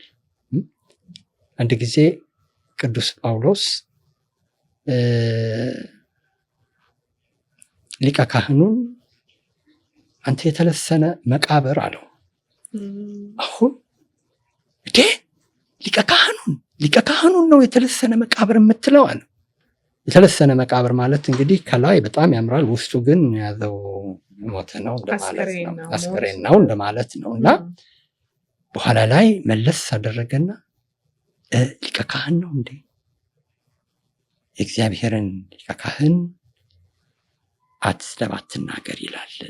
ይቅርታ ባለማወቄ ነው ብሎ ወዲያውኑ ይቅርታ ጠይቀ። ምክንያቱም አሁን የእግዚአብሔርን ካህን እግዚአብሔር የሾመውን ባለማወቄ ነው። አንዳንድ ጊዜ አንዳንዶቻችን ምንድን ነው የምንለው? አንተም ብትሆን ቢሆንስ ብለን ወደ እንትናችን እንሄዳለን። እሱ ግን ወዲያውኑ መለስ አደረገ። እንግዲህ አሁን የተሰጣቸው መመሪያ ቀላል አይደለም። እንደ እባብ ልባሞች እንደ ርግብ የዋሆች ሁኑ፣ በዙሪያቸው ያለው ማክበር የሚገባንን አንዳንድ ጊዜ መሄድ ከሚገባን በላይ ሄደን ለሌሎችም መሰናክልም መሆን አስፈላጊም ስላልሆነ ነው። ስለዚህ የእባብ ልባምነት እና የርግብ የዋህነት በጣም ትልቅ ምስጢር ያለው የህይወት መመሪያ ለክርስቲያኖች ትልቅ የህይወት መመሪያ ሆኖ የተሰጠ ነው እንጂ እንዲሁ ዝም ብለን እንደው በአነጋገር ብቻ እንደ እባብ ልባም እንደ ርግብ የዋህ ሁን ተብሏል ተብሎ እንደ እባብ ልባም ሁን ተብሏል። ከዛ በኋላ ላይ ተንኮሉንም እየፈጸመ በቃ እንደ እባብ ሁን ተብለሃል ይላል። ትክክል። ያ እንትን አይደለም። እዚህ ላይ ስማርትነስ አይደለም፣ ብልጣብልጥነት አይደለም። ልባምነት የሚለው ጥበብን፣ አዋቂነትን፣ ብልህነትን ማገናዘብ ይህም ባረገው እንዴት ነው? ማገናዘብን ካለው እውነታ ጋራ ነገሮችን አገናዝቦ ማየትን ያንን የሚጠይቅ ነው እንጂ ብልጣብልጥ መሆንን አይደለም፣ ተንኮልን አይደለም። እባብ ተንኮለኛ ነው፣ ተንኮሉን አይደለም ግን ራሱን ለማዳን የሚጠቀምበትን ብልሃቱን ያ ለእሱ እንደ እባብ ልባሞች ሁኑ፣ እንደ ርግብ ደግሞ የዋሆች ሁኑ ተብሏል። እና ይህ የህይወት መመሪያ ነው። እኔም በጣም መምህር በእውነት በጣም ነው የማመሰግነው። እኔ ራሴ ብዙ ነገር ተማርኩኝ እዚህ ጋር ቁጭ ብዬ፣ ምክንያቱም የማይበት መነጽር በጣም የተለየ ነበረ። እንደኔ ደግሞ ይህን ፕሮግራም የሚከታተሉ ሰዎች ደግሞ እንደኔ የሚወስዱት ነገር ይኖራል ብዬ አስባለሁኝ። አሁን መምህር ሲያነሱ አንድ ነገር ተሰማኝ፣ እንደ ሰው ማለት ነው፣ ዓለም ላይ እንደሚኖር ሰው የሆነ ነገር ስንመርጥ፣ ለምሳሌ አንድ ሰው ዘመዴ መጥቶ ነይ በቃ ቢዝነስ እንስራ ሊለኝ ይችላል፣ ወይ ይህንን ነገር በጋራ እንግዛ ሲለኝ ማገናዘብ አለብኝ። ቅድም ያሉት ያስቀመጡት መመሪያ አለ። ከእግዚአብሔር ጋር ህይወቴን ያበላሸዋል ወይ? ይሄ ነገር ህሊናዬን ይጎዳዋል ወይ? ይሄ ነገር ችግር ይፈጥራል ወይ? ማገናዘብ አለ ብለዋል። አሁን ቀጣይ እንግዲህ ልጠይቆት ያሰብኩት ጥያቄ፣ አንዳንድ ደግሞ ሰዎች አሉ በክርስትናም በሌላም እምነት ላይ የምናያቸው ብዙሃን አይደሉም፣ ግን የሚያጋጥሙኝ ጥቂት ሰዎች አሉ። አንዳንዶቹ እንዲሁም ብዙ ናቸው ብለውም ይናገራሉ። ለምሳሌ ሁሉ ነገር እግዚአብሔር ያውቃል፣ እግዚአብሔር ያውቃል። ስንወድቅም ስንሰበርም በቃ እግዚአብሔር አላለው እና ብዙ ነገር እስኪያስጨንቀን ድረስ እግዚአብሔር ያውቃል እና ተይ እንደሱ አትበይ ስሪ ብላት፣ ወይንም ወንድሜ ይሄንን ነገር አድርግ ብዬ ብነግረው ምን አንቺ ከእግዚአብሔር በላይ ታውቂያለሽ? እግዚአብሔር አዋቂ ነው ስለሚለኝ ዝም እላለሁ፣ አፌን ዘግቼ እቀመጣለሁ። እርግጠኛ ነኝ መምህር የተቸገሩ ብዙ ሰዎች አሉ። ለመምከርም በጣም አስቸጋሪ ነው እንደዚህ አይነት ሰዎች። እግዚአብሔርን ስም እየጠሩ ወደኋላ ነው የምንመለሰው እና ደስ ስላለኝ ነው። እኔ ደግሞ ያው እርሶ መንፈሳዊ አገልግሎት ላይ ኖት፣ እኔ ደግሞ ያው ዓለሙ ላይ ሳይኮቴራፒው ላይ ነኝ ያለሁት እና እንዲህ አይነትም ችግሮች ስራችን ላይ ስለሚያጋጥመን ነው እና እንደው መምህር ካገኘሁት አይቀር አንድ ነገር ቢሉን እግዚአብሔር ያውቃል እያለን ለመመከር ራሱ ያስቸግርን ሰዎች አለን። ይሄ ቅድም እኮ ካልኩት ጋራ የሚያያዝ ነው። ምክንያቱም የሰው የራሱን ድርሻ መወጣት አለበት ነው። እንግዲህ እያንዳንዱ ሰው የራሱን ድርሻ ሳይወጣ ሁሉን ነገር ወደ እግዚአብሔር መወርወር የለበትም። መንግስተ ሰማያት ለመግባት እግዚአብሔር ያውቃል ነው ብለን የምንቀመጠው ወይስ ወደ መንግስተ ሰማያት የሚያስገባውን አድርጉ የተባለንን ነገር ማድረግ ነው? አለበለዚያ እግዚአብሔር ለሰው ፊት አያደላም ይላል አይደል እንዴ? ሁሉም ወደ መንግስቱ ሊገቡ ፈቃዱ ነው። ነገር ግን ወደ እግዚአብሔር መንግስት ለመግባት ልንይዘው የሚገባውን ሃይማኖትና ልንፈጽመው የሚገባውን ምግባር አስቀምጦልናል አይደለም? ያንን መፈጸም ነው። እየፈጸምን ነው እግዚአብሔር ያውቃል ማለት ያለብን። ምክንያቱም የእግዚአብሔር ረዳትነት ለሁሉ ነገር እግዚአብሔር ረዳትነት ከኛ ጋር መሆን አለበት። እግዚአብሔር ካረዳን በስተቀር በራሳችን በጉልበታችን ብቻ የምንመካ ከሆነ ያ ትክክል አይደለም። ክርስቲያን ምን ጊዜም ቢሆን የእግዚአብሔር ረዳትነት ከእርሱ ጋር እንዳለ ማመን አለበት። ግን እየሰራ ነው እያደረገ ነው። ማድረግ የሚገባውን እያደረገ መስራት የሚገባውን እየሰራ ነው። ሳይሳካለት ቢቀር አንድ ሰው በቃ እግዚአብሔር አልፈቀደውም ማለት ተገቢ ነው እንደው ያ የክርስቲያን ሊፈጽመው ሊያደርገው የሚገባው ነገር ነው። አንድ ነገር ይጥራል፣ ካልሆነለት ይሞክራል፣ እስቲ ልሞክር ይላል፣ ይሞክራል። በቃ የማይሆን ከሆነ አይ እንግዲህ እግዚአብሔር በዚህ አልፈቀደልኝም ማለት ነው፣ ፈቃድ እግዚአብሔር አልሆነም ማለት ነው ብሎ ደግሞ ወደ ሌላ ፊቱን ሊያዞር ይችላል። እና ምን ጊዜም ቢሆን እያንዳንዱ የሚያደርገውን ነገር እያደረገ የእግዚአብሔርን ፈቃድ በዛ በውስጥ ሊጠይቅ ይችላል። ነገሩ የተሳካለት ከሆነ አንዳንድ ጊዜም የተሳካ መስሎ የሚታየን ነገር ኋላም ላይም በህይወታችን ላይ ዋጋ የሚያስከፍል ነገር ሊኖር ይችላል። ለዛ ነው የእግዚአብሔር ፈቃድ ይሁን የምንለው። ነገሩ ስለተሳካ ብቻ ሳይሆን ይህ ነገር ለእኔ ጥቅም የሚሆን መሆኑ እግዚአብሔር ይፍቀድ። ለዛ ነው እግዚአብሔር ቢፈቅድ የምንለው። አሁን እኔ ለምዶብኛል ማሜ ብዙዎቻችን ለምደናል። እግዚአብሔር ከፈቀደ እንደዚህ ይሰራለሁ፣ እግዚአብሔር ከፈቀደ ግን ይሄ ነው ምክንያቱ። በህይወታችን የእግዚአብሔር ፈቃድ እንዲኖር መጠየቅ አለብን። እኛ አናቀውማ። እኛ እኮ አናቀውም። የሚጎዳ ነገር የሚጎዳውንም የሚጠቅመውንም አናቀውም። ለምሳሌ የዮሐንስና ያዕቆብ እናት ለልጆቿ መልካም ነገርን ከመመኘት የተነሳ ጌታችን መድኃኒታችን ኢየሱስ ክርስቶስን ባገኘችው ቁጥር ምን ትለው ነበረ? ጌታ ሆይ እንደው ቃል ግባልኝ በክብርህ ጊዜ አንዱ ልጄ በቀኝ ሌላው ልጄ ደግሞ በግራ እንዲሆን ቃል ግባልኝ ትለው ነበረ። ለገዛ ልጆቿም እንደና አጋጣሚ ስታገኙ አሁን ቃል አስገቡት።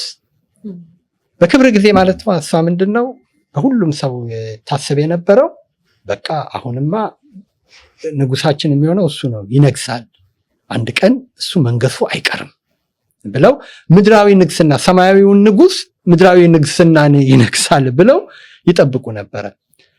እሱ ግን በመስቀል ላይ ሊነግስ ነው የመጣው። አዎ ቀራንዮ ነው የሱ ንግስናው የተፈጸመው። በክብርህ ጊዜ ያሉት እሱ ክብር ብሎ የወሰደው በመስቀል ላይ ስለ ሰዎች ልጆች ራሱን አሳልፎ መስጠት ነው። ይህንን ግን ያልተገነዘቡ ሰዎች የራሳቸው ሐሳብ ብቻ ስላለ ሐሳቧን ይዛ ነው ልጆቿም ላይ አሳድራ ያን ጥያቄ እንዲጠይቁ ያደረጉ። ግን ጌታ ምን አላቸው? የምትለምኑትን አታውቁም። የምትለምኑትን አታውቁም። በጣም ትልቅ ቃል ነው። ይሄ በብዙዎቻችን ዘንድ ይኖራል። ስለዚህ እኛ የምንለምነውን ስለማናውቅ የምናውቀው ፍላጎታችንን ነው፣ የኛን ኢጎ አይደለ? የውስጣችንን ፍላጎት ብቻ ነው የምናውቀው። ይሄ ቢሆንልኝ፣ ይሄ ቢሳካልኝ ብለን በቃ በውስጣችን የቀረጽነውን ነገር ነው እንጂ ምን እንደሚያመጣብን አናውቅም። ይጥቀመን ይጉዳን፣ ለኛ ለስኬት ይሁን ለውድቀት አንለየውም። እግዚአብሔር ግን ሁሉን ያውቃል። ከሱ ምንም የተሰወረ ነገር ስለሌለ ይህ እኔ የገባሁበት ነገር ለኔ ውድቀት እንዳይሆን፣ እኔ ስኬት ነው ብዬ ነው የገባሁበት። ውድቀት ከሆነ አንተ ሁሉን ታውቃለህና ያንን ከዚህ ነገር ራሴን እንዳቀብ አድርገኝ ነው እኮ።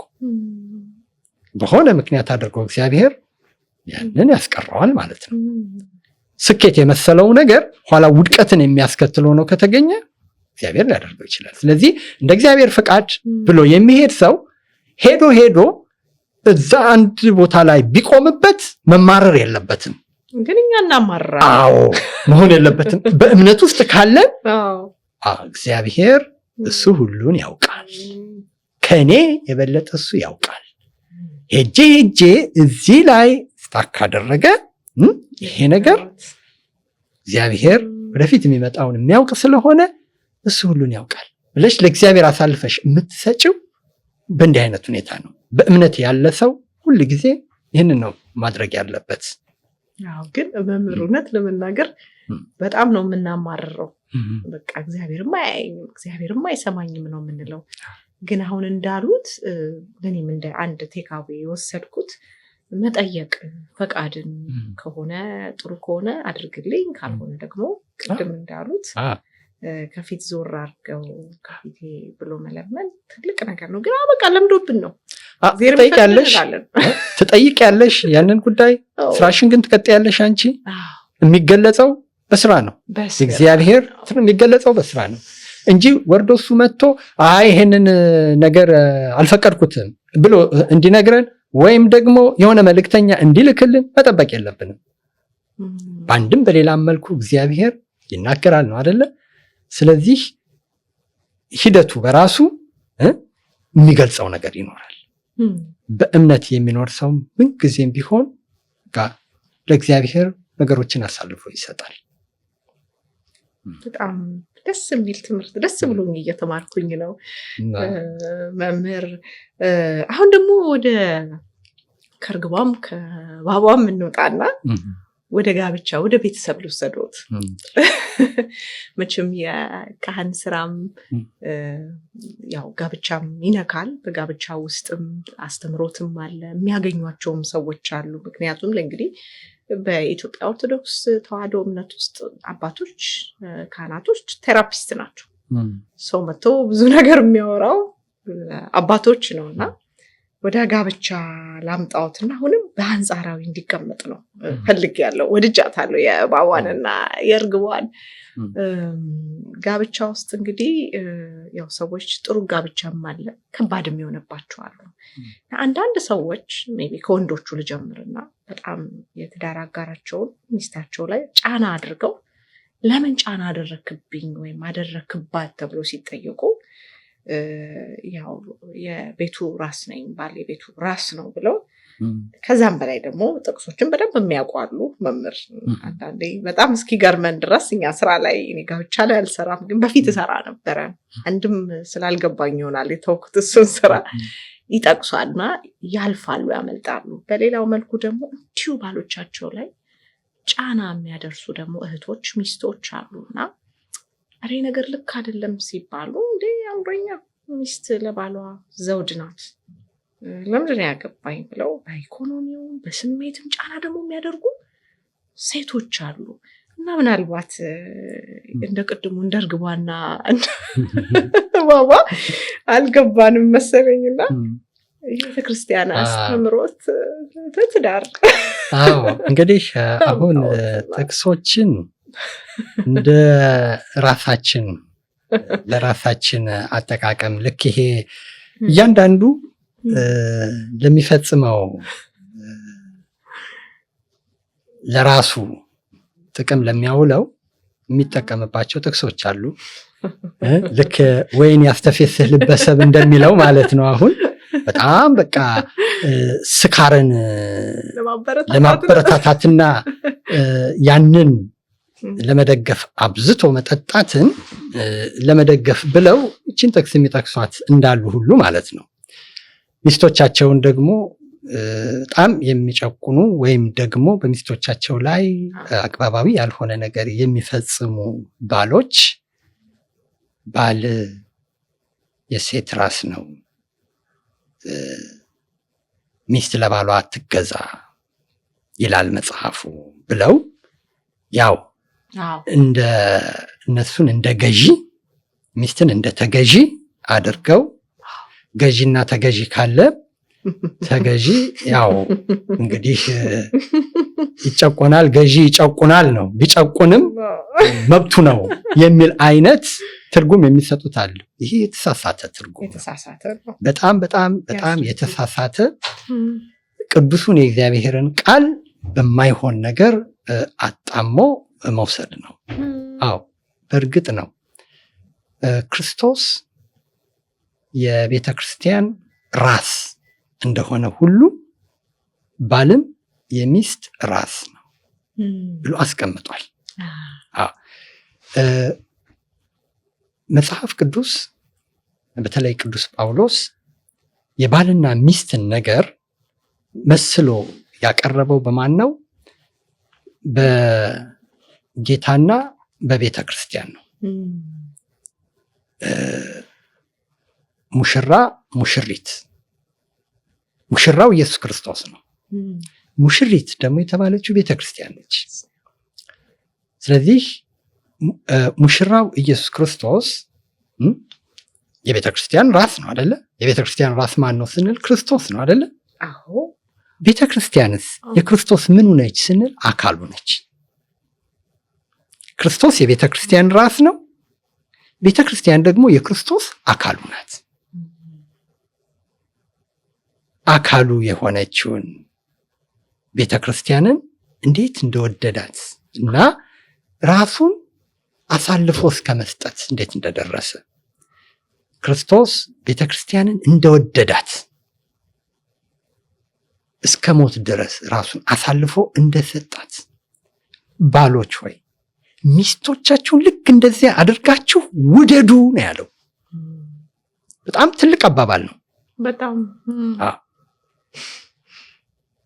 ሚስቶች ሆይ ብሎ ደግሞ ለሚስቶችም ቤተክርስቲያን ለክርስቶስ እንደምትገዛ ቤተክርስቲያን ለክርስቶስ የምትገዛው በምንድን ነው? በፍቅር አይደለም? በእምነት አይደለም? ለክርስቶስ እንደምትገዛ ለባሎቻችሁ ታዘዙ። ስለዚህ ባል ሚስቱን ይውደድ፣ ሚስትም ደግሞ ባሏን ታክብር፣ ትታዘዝ። መከባበር ሁለቱም ጋር ነው ያለው አይደል? ልክ ነው መከባበር። አዎ። ስለዚህ ከፍቅር የበለጠ ምን አለ? ራስን አሳልፎ እስከ መስጠት ሚስቱን የሚወዳትን ሚስት ነፍሱን እንኳን አሳልፎ እስከ መስጠት የሚደርስላት ያን ያህል የወደዳትን ሚስቱን እንዴት ብሎ ነው አንድ ሰው እንደ ባሪያ ወይም እንደ አንድ ነገር ሊቆጥር የሚችለው? ይሄ እኮ በቃ የማይሄድ እኮ ነገር ነው። የሚቀጠቅጥ የሚደበድብ ምን የሚል ከሆነ በፍጹም አልሆነም ማለት ነው። ትክክለኛው ባል አይደለም፣ ትክክለኛው ትዳር ውስጥ አይደለም ያለው፣ አልገባውም ማለት ነው። መውደድ አለበት ነው። ስለዚህ አካሉን አንድ ሰው እንዴት ይጠላል? ራስ አካልን ምንድን ነው ልዩነቱ አለ ወይ? አንድ ናቸው። ባልና ሚስት አንድ ናቸው የሚለው አገላለጽ ያ ነው፣ ያንን የሚገልጸው። ስለዚህ ይሄን አነጋገር እንደው ላልሆነ ለራሳቸው ፍላጎት በእነሱ ውስጥ ለተፈጠረው ወይም አውሬነት ማለት ነው፣ እንደ አውሬነት ነው የሚቆጠረው። እሱን የሚደበድብ ወይም እንደው አንዳንድ ጊዜ በአንዳንድ እህቶች ላይ የሚደርሰውን ነገር ሲሰማ ይዘገንናል። እንደዛ የሚያደርጉ ሰዎች እነሱ ከህሊናቸው ጋር አይደሉም፣ በትክክለኛው መልኩ ያልተረዱት ናቸው ትዳሩን። እና እንደዚያ የሚል የለም። መጽሐፍ ቅዱስም ቤተክርስቲያንም የምታስተምረው ትምህርት ባልና ሚስት ተፋቅረው ተከባብረው ተገናዝበው እንዲኖሩ ነው። ተገናዝበው አንተ ትብስ አንቺ ትብስ ተባብለው እንዲኖሩ ነው። ራስና ሰውነት እንዴት ነው? የተለያየ ነው። አንድ አካል እኮ ነው። በአንድ አካል ውስጥ እንዴት ተገናዝበው እንደሚሰሩ ማሰብ ይችላል። በአጠቃላይ ሁሉ ነገር እኮ በቃ ተገናዝቦ እኮ ነው አይደል ያለው? የተቀናጀ ነው። አዎ። ስለዚህ ባልና ሚስትም እንደዛ ናቸው። ተቀናጅተው መኖር ያለበት ያንን ነው እኮ ያስቀመጠው። ክርስቶስ የቤተክርስቲያን ራስ ነው። ቤተክርስቲያን ደግሞ ስንል የክርስቶስ አካል ናት። አካለ ክርስቶስ ነው የምንላት፣ የክርስቶስ አካል ናት። የእሷ ራስ ማን ነው? ኢየሱስ ክርስቶስ ነው። ቤተክርስቲያንስ የክርስቶስ አካሉ ናት። ራስና አካል እንዴት ተገናዝበው እንደሚኖሩ ታውቃለን። እና ይሄ ነው ትክክለኛው የትዳር ህይወት። ስለዚህ ጥቅሱን አላስፈላጊ አግባባዊ ባልሆነ ሁኔታ እየጠቀሱት ነው። እንዳልኩሽ እኮ ነው ወይን ያስተፈሰህበት ብለው እንደሚወስዱት ለስጋውና ለደሙ የተነገረ ነው። ኢየሱስ ክርስቶስ በወይን መልክ ለሚሰጠን የሰውን ህይወቱን የሚያስደስት ዘላለማዊ ህይወትን የሚሰጥ ደሙ ነው፣ ስጋውና ደሙ ነው። ስለዚህ ያንን በምስጢር ነው የገለጹት። በምስጢር ነው የተገለጸው። ወደፊት ስለሚሆነው ነገር ጊዜ ገና አልደረሰም እያለ ጌታ ውሃን ወደ ወይን ጠጅ ለውጥ ብላ በጠየቀችው ጊዜ እኮ ጊዜ ገና አልደረሰም ያለው እኮ ዕለተ ዓርብን ነው። በወይን መልክ ስለሚሰጠው ደሙ ነው ያንን የገለጸው።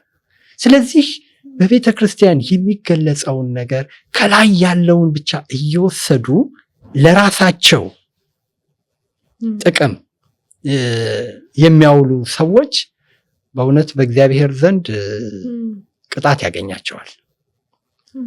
ስለዚህ ቃሉ ያለ አግባብ ነው የሚጠቀሰው። በአይነቱ ለየት ያለው ሀጊ የውበት ማሰልጠኛ ተከፈተ። በብቁ ባለሙያዎች የሚሰጠው የሜካፕ ስራ እንዲሁም በጥፍር ስራ፣ በሚኒኪዩር እና በፔዲኪዩር አይላሽና ታቱ፣ የቅንድብም የእጅም በሴቶችም በወንዶችም የፀጉር ስራ ስልጠና እንሰጣለን። በተጨማሪም የስፔሻል ኢፌክት ስልጠና እንሰጣለን። አድራሻ ጦር ኃይሎች ከኩዊን ሱፐርማርኬት ፊት ለፊት መላኩ ህንፃ ሁለተኛ ፎቅ ሀጌ የውበት ማሰልጠኛ ተቋም። አሁን ለምሳሌ ወጪ ገቢን አሳውቀኝ ወይና ከትዳር ውጭም ሌላም ግንኙነትም የፈጠሩ ሰዎች ሲጠየቁ በቃ ማመን አለብሽ ወይ ማመን አለብህ በቃ ሳያዩ የሚያምኑ ብፁዓን ናቸው። እኔ እንደዚህ አጋጥሞኝ ስለሚያውቅ ነው። አሁን ምንም ቦታው ላይ የሚገኝ ጥቅስ አይመስለኝም፣ የማይገናኝ ነውና ብዙ ጥቅስ የሚያውቁና በጥቅስ ደግሞ ከተጠያቂነት ለማምለጥ ጥረት የሚያደርጉ ሰዎች አሉና መምህር በዚሁ ደግሞ ወደ ሴቶቹ አያገባኝም የራሱ ጉዳይ ስላሉ ማለት ነው። መምህር እርግጠኛ ነኝ እንዲህ አይነት ታሪኮች መቼም ሰምተዋል። እንደፈለገ አድርገው ያኑረኝ፣ የፈለኩትን ያክል የሚያመጣውን ገንዘብ አጠፋለሁ፣ እኔ እኮ ዘውዱ ነኝ፣ ሚስቱ ነኝ፣ በጣም ዓለም ላይ ያለው ነገር በሙሉ ይገባኛል የሚሉ እና ደግሞ በጣም ለባሎቻቸውም ደግሞ ከባድ ፈተናም ደግሞ ያው የሚፈጥሩ ሰዎች እህቶች ሰዎች አለን መቼም። እና ምን ይላሉ እዚህ ላይ ደግሞ ወደ ሴቷ ደግሞ እንምጣች። ዘውድ እንግዲህ ነው ዘውድ በትክክል ገልጿቸዋል። በትክክል ከሆኑ ሚስት ለባሏ ዘውድ ናት ነው አይደለ? ዘውድ ናት። ዘውድ ምንድን ነው ስንል ክብር ነው አይደለ? ክብር ነው፣ ክብር ናት። በቃ ክብሩ ናት። ያንን መሆኑን አውቃ እሷ በእሱ ለእሱ ክብር መሆኗን የሚከበርባት አዋዋሏ የእሱን ክብር የሚጠብቅ መሆን መቻል አለበት። ክብሯን መጠበቅ አለባት። ክብሯን መጠበቅ አለባት። ሚስት ለባሏ ዘውድ ክብር ከሆነች እሱ በእሷ የሚከበር ነው አይደል? ክብርን የሚያገኝ ነው። በሚስቱ ክብርን ያገኛል። የተወደደች ሚስት፣ በብዙ የተመሰገነች ሚስት ስትሆን በቃ በእሷ ይከብራል፣ ክብርን ያገኛል። የገሌ ሚስት ናት ባላል አይደል? እና ትጨምራለች ክብር ባሏ ላይ። አዎ። ስለዚህ እሷም እንግዲህ ለባሏ ክብር እስከሆነች ድረስ ባሏን በመጥፎ የማያስጠራ ነገር ውስጥ ነው ትዳሯን መጠበቅ ማለት ነው። ትዳሯን ጠብቃ መገኘት አለባት። በቃ ለትዳሯ ታማኝ መሆን አለባት የባሏ ክብር እስከሆነች ድረስ። እንግዲህ ትዳር የሁሉ ነገር መሰረት ነው አይደለ? ሁሉ መሰረት ስለሆነ ያ መሰረት ያ ክብር በሷ ተጠብቆ ነው የሚኖረው ማለት ነው። ሚስት እኮ መሰረት ናት። ለትዳር ለቤት መሰረት ናት። አዎ መሰረት ናት። ሁሉ ነገር እሷ ላይ ነው ተጭኖ ያለው አይደለ? ብዙ ነገር ጠብቃ የምትገኝ ነች እና ለሚስቶቻቸውም በቃ እንደዚህ ክብር የሆኑ ዘውድ የሆኑ ብዙዎች ናቸው። ከጎበዝ ወይም ከብልህ ወይም ከታዋቂ ሰው እርባ ያለች ሚስት ነች አይደለ? እንግዲህ የብዙዎቹን ስናይ ስለዚህ ሚስቱ ለሱ ክብሩም ናት። የሁሉም ነገር ለእውቀቱም ለሁሉም ነገር አማካሪ አይደለች? አንዳንዴ ምን ይባላል እንደውም ሴት የላከው የሚባል አለ አይደለ? የምትለውን የምትነግረውን ነገር ሁሉ እሷ መልካም ሆና ከተገኘች ለባሏ አው ክብር ትሆናለች። በሰዎች ዘንድ የሚከበርበትን ነገር ሁሉ የምትመክረው። ስለዚህ መምህር አሁን የገባኝ ምናልባት እርስዎ እንዲህ ሲያወሩ ማሰብ ጀመርኩኝ። ይሄ ማለት አንድ ሚስት ለባሏ ክብር ከሆነች በእውቀትም መብቃት አለብን እኛ ሴቶች፣ በስብዕናችንም ላይ መስራት አለብን። ምክንያቱም የሴት ስራ ተብሎ የሚታሰበው መውለድ ማሳደግ ነው። የቤቱን ጉዳዩን ጓዳውን ምግብ መስራቱን አጋዥም ቢኖር ኢትዮጵያ አጋዥ አለን፣ እዚህ እንኳን የላችሁም እናንተ። የቤት ውስጥ ጓዳ ነው። ግን አሁን ሲያወሩ መምህር ከተሳሳትኩኝ ያርሙ። ከዛ በላይ ነው መሆን ያለብን። ሴቷ ከዛ በላይ ነው መሆን ያለባት። ይሄ ማለት በእውቀትም በስብዕናም በሃይማኖትም ሊሆን ይችላል። በብዙ ነገር እየተሰራን እየበሰልን መምጣት አለብን። ልክ ይሆን? ተሳስቼ ይሆን?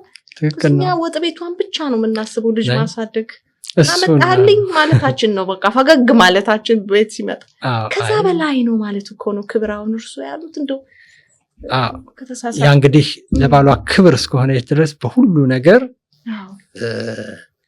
ለባሏ እሷ ምንድናት ማለት ነው። ዋናው ኮንት ነች።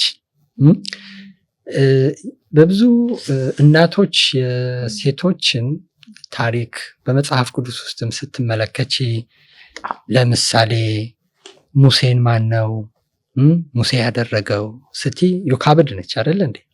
እናቱ ዮካብድ ነች። ሌሎቹንም ብትጠቅሺ አብዛኛዎቹ በእናቶቻቸው ነው ሲጠሩ የምታያቸው አይደለ? ሐና የሳሙኤል እናት፣ ብዙዎችን የመጥምቀ መለኮት ቅዱስ ዮሐንስ፣ ኤልሳቤት ይነሳሉ፣ ይጠራሉ ብዙዎቹ እና ለልጆቻቸውም ለወለዷቸውም ልጆች እንደውም ምሳሌ አርአያ የሚሆኑት በተለይ በእምነት በኩል ልጆችን ቀርጸው የሚያሳድጉት እናቶች ናቸው። ብዙ ነገር ስራችን። ስለዚህ ያ ማለት ምን ማለት ነው? ስራችን ማለት አዎ፣ ያ ማለት ምን ማለት ነው? በእምነትም የበሰሉ ናቸው። የግዴታ አንዳንድ ጊዜ በቀለም ትምህርት ብቻ ማለት አይደለም። በተለያየ በማንበብም በተለያየ መልኩ ማህበራዊ ክህሎት በብዙ መልኩ እንደው ተስለው የሚወጡ ብዙ ሴቶች አሉ። ምክራቸው፣ ጥበባቸው፣ ተፈጥሮም ራሱ የሰጣቸውም አለ አይደለ? የሴት ብልሃት ይባላል አይደለ? በእርግጥም ነው እኮ እውነት ነው። በእርግጥም ነው። እና ያንን ሁሉ ተጠቅመው ለባላቸውም ሆነ ለልጆቻቸው ለቤተሰባቸው በጣም በቃ ክብር የሚሆኑ ናቸው፣ መብራት የሚሆኑ ናቸው። ያንን መገንዘብ ያስፈልጋል። አሁን መምህር እንደዛ ሲሉ በቃ ለኔ የገባኝ ነገር በብዙ ነገር መዘጋጀት አለብን። ማህበራዊም፣ ስነልቦናዊም፣ ሃይማኖታዊም የተለያየ እውቀቶች ሊኖረን ይገባል ብዬ ነው አሁን የተሰማኝ። ምክንያቱም በቃ ጀነራል ነው የሴት ልጅ ነገር። ታገባለች፣ ትወልዳለች፣ ልጅ ማሳደግ የቤቱን አስቤዛ ጓዳውን ነው። ከዛ አልፎ ሲወራላት አንሰማም። ከዛ በላይ ዝግጅትም እንድናደርግ ይጠበቅባቸዋል። እንግዲህ በእኛ ጊዜ አልነበረም። ግን አሁን እሱ ራሱ እኮ በጣም ትልቅ እኮ ነገር ነው። እዚህ ሀገር እኮ ስንመጣ ነው የምናውቀው እሱን አይደለ? ማሳደጉን በልስቲ ደግሞ አሁን ደግሞ ተራ በተራ አይደለ እንትን የሚያደርግ ምን ያህል ከባድ እንደሆነ ምን ያህል ሸክምን እንደተሸከሙ ማሳያ ነው የሚሆነው። ምን ያህል እና ልጅን ቀርጾ ከማሳደግ የበለጠ እኔ ስራ የለም። ትልቁ ስራ ሰውን መቅረጽ ነው አይደለ? ሰውን መስራት ነው። ይሄ ትልቅ ኃላፊነት እናቶች ላይ ነው በአብዛኛው ያለው። አባቶችም ይኖራቸዋል፣ ግን ስትመለከቺ በአብዛኛውን ያው አሉ። በእኛ ማህበረሰብ ዘንድ ግን ስትወስጂ እናቶች ላይ ነው ወድቆ ያለው። አዎ እናቶች ላይ ነው ያለው። እዚህም ቢሆን ስትመለከቺ አብዛኛዎቹ ልጆች ከእናቶቻቸው ጋር ነው አታችመንታቸው።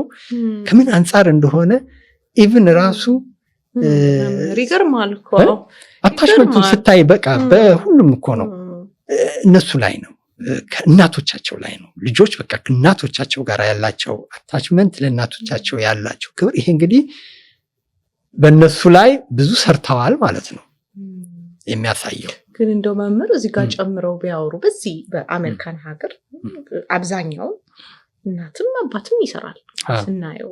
በእርግጥ ተቀምጣ የምታሳድግ እናትም አለች እና እንደው አንዳንድ ኮምፕሌኒንግ ስለምሰማ ነው በቃ ኢትዮጵያ ወንድ እኮ የኢትዮጵያ ባሎች እኮ በቃ እዚህ መተና ያግዙንም፣ እዛ እኮ ሰራተኛ አለ፣ እዚህ እኮ ደግሞ ሊያግዙን ይገባል የሚባል አንዳንድ ሰዎች ሲነጫነጩ ሰማለሁ። እና እንደው ይሄ ነገር ግን እንደ መምህርነቱ ይመክራሉ? እንደው ትንሽ 100% ባይስተካከልም ግን አይ መተጋገዙ ላይ እንዴት ነው? መተጋገዙ መኖር አለበት። መተጋገዙ መኖር አለበት። አብዛኛዎቹንም ደግሞ ወንዶች በጣም እየተጋገዙ ህይወትን ኑሮን የሚመሩ አሉ። ጥቂቶቹ እንግዲህ አንደኛ ያደግንበት አስተዳደግ ማለት ነው። አስተዳደጋችን በራሱ ተጽዕኖ ይኖረዋል። እንዴት ነው ያደግነው? ትዕግስት፣ አንቺ ራስሽ እንኳን ስታውቂ ኩሽና ውስጥ የሚገባ ወንድ እንደ ወንድ ይታያል ኢትዮጵያ? ወላጆችስ ኢቨን እናቶች ራሳቸው ምንድነው ሴት ይመስል ኩሽና እንትን የምትለው አይደለም የሚሉት? በዛን አይነት ሁኔታ ያደገ ሰው ወደ ኩሽና እንዳይገባ እጁን ታጥቦ ብቻ እንዲበላ ውጭ ወጥቶ ብቻ እንዲመጣ በእንዲህ አይነት ሁኔታ አድጎ የመጣን ሰው ወዲያውኑ ወደዚህ አይነት ነገር ውስጥ ግባ ስትዩ ሰማይና ምድሩ ሊደበላለቅበት ይችላል። ከዛ ወደ ጥላቻው ውስጥም ሊገባ ይችላል። ይህንን እኔ አንዳንድ ሚስቶች መረዳት አለባቸው። አንዳንዶች የተረዱ አሉ። እኔ አሁን አንድ እህት ምን አለችኝ፣ እዚህ ወደ 40 ዓመት ምናምን የኖረች ነች እና ከባሏ ጋር እንግዲህ የዛን ያህል ዓመት ኖረዋል። ስማ አለችኝ እኔን ስትነግረኝና እኔ አንድ ቀንም ባሌን ወደ ኩሽና ገብተህ እንዲህ አድርግ ብየው አላውቅም። ምክንያቱም የኖረበት ያደገበት ሁኔታ በዛ አልነበረም። ስለዚህ እኔ ለምን አስገድደዋለሁ? እሱ ለእኔ የሚሰጠኝ ፍቅር፣ ክብር አለ። ስለዚህ በዚህ መልኩ እኔ እሱን በቃ ወደ ማስገደድ አልገባውም። ብለውም አይሆንለትም፣ አያመጣውም።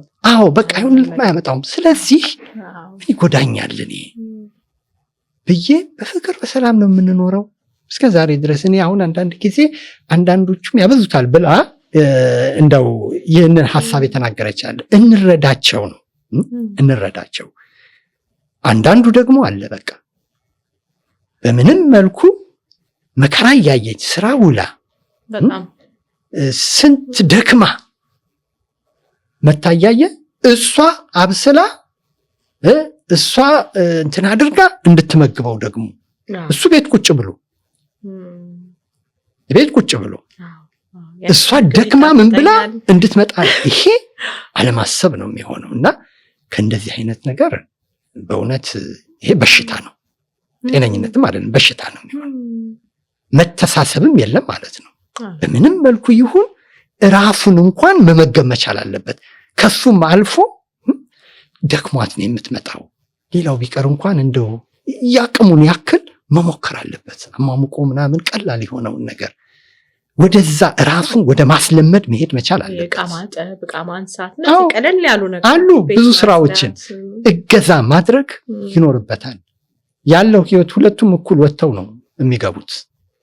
ስለዚህ መተሳሰብ፣ መተዛዘን መኖር አለበት። እውነተኛ ፍቅር ካለ ይህ ሁሉ ይኖራል፣ መተሳሰቡም ይኖራል። ፍቅር ካለ ፍቅር ሁሉን ይገዛል። ያ ነው እኮ ክርስቶስ ቤተክርስቲያንን እንደወደዳት ሚስቶችን እስከ ሞት ድረስ ቤት ውስጥ ባሎች ሚስቶቻቸውን ይውደዱ ነው ያለው። የወደደ አይደለም ይህንን ቀርቶ ሌላም ነገር ይሰራል ማለት ነው። ህይወቱንም እንኳን አሳልፎ እስከ መስጠት ይደርሳል። እና ፍቅር የሁሉ ነገር መሰረት ስለሚሆን በፍቅር ሁሉ ነገር ይከናወናል። ቤተክርስቲያን እንደማገልገሉ እንደ መምህርነቱ እንደው 1-3 ነገር እንዲነግሩ ይፈለኩኝ። ቀደም ሲልም ከቀረጻ በፊት ስናወራ ነበረ ቃሉን መኖር የሚል ነገር ሰምቻለሁ። እና አንድ ሰው የእግዚአብሔርን ቃል እንዲኖር የሚያስችለው እንደው 3 ነገሮች ቢነግሩኝና በጨርስ ከእርሶ ጋር ያለኝን ቆይታ ደስ ይለኛል። ወይንም ደግሞ እኔ በፈጣሪ ቃል በእግዚአብሔር ቃል ለመኖር እንደው 3 መርሳት የለብሽም የሚሉኝ ነገር መምህር ምን ይሆን? እንግዲህ መጀመሪያ የተማርነውን የሰማነውን ነገር ያ በውስጣችን ያደረውን በህይወታችን ለመተርጎም ያንን ጽኑ ፍላጎት ጽኑ ፍላጎት ሊኖር ይገባል። ጽኑ ፍላጎት ካለ ያን ፍላጎታችንን መሰረት አድርጎ እግዚአብሔርም ይረዳናል። አንድ ሰው በውስጡ አንድን ነገር ለመፈጸም ውሳኔ ካለው ከወሰነ የማያደርገው ነገር አይኖርም። አለመወሰን ነው። የመጀመሪያው ፍላጎት ነው። ከዛ ሁለተኛው ደግሞ ውሳኔ ነው፣ መወሰን። በውሳኔያችን ውስጥ እግዚአብሔር ይኖራል። ፍላጎታችን ፍላጎት ብቻውን መወሰን፣ ይህንን ማድረግ አለብኝ ብለን መወሰን ነው። ከዛ እንግዲህ የጸሎት ሰው መሆን ነው። በቃ ጸሎት ሁሉን ነገር ይፈጽማል፣ ሁሉን ነገር ያደርጋል። ለሁሉ ነገር ጸሎት የማይፈታው ነገር የለም። በጸሎት የማይፈታ እንቆቅልሽ የለም። እንዲሁም ደግሞ መከራም እንኳን ቢሆን የማያልፍም መከራም የለም። በጸሎት ሁሉ ነገር ይሆናል እና የጸሎት ሰው መሆን ተገቢ ነው። በጊዜው እነዚህን ነው እንደው እናገር የምፈልገው።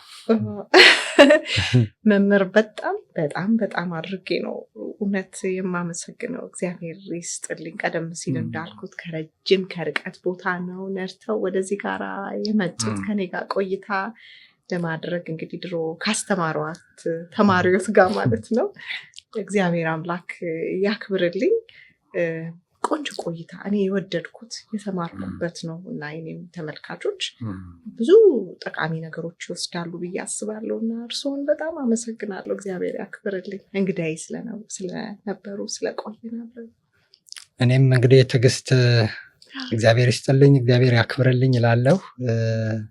ፈልገሽ እንግዲህ ካለሁበት ስልኬንም በሰውም በምንም አድርገሽ እንደው የቀድሞ መምህሬን ማግኘት እፈልጋለሁ ብለሽ ጓጉተሽ እንደው እኔን ለማግኘት ይህን ያህል ጥረት በማድረግሽ እኔም በጣም ደስ ብሎኛል። እግዚአብሔር ያክብርልኝ።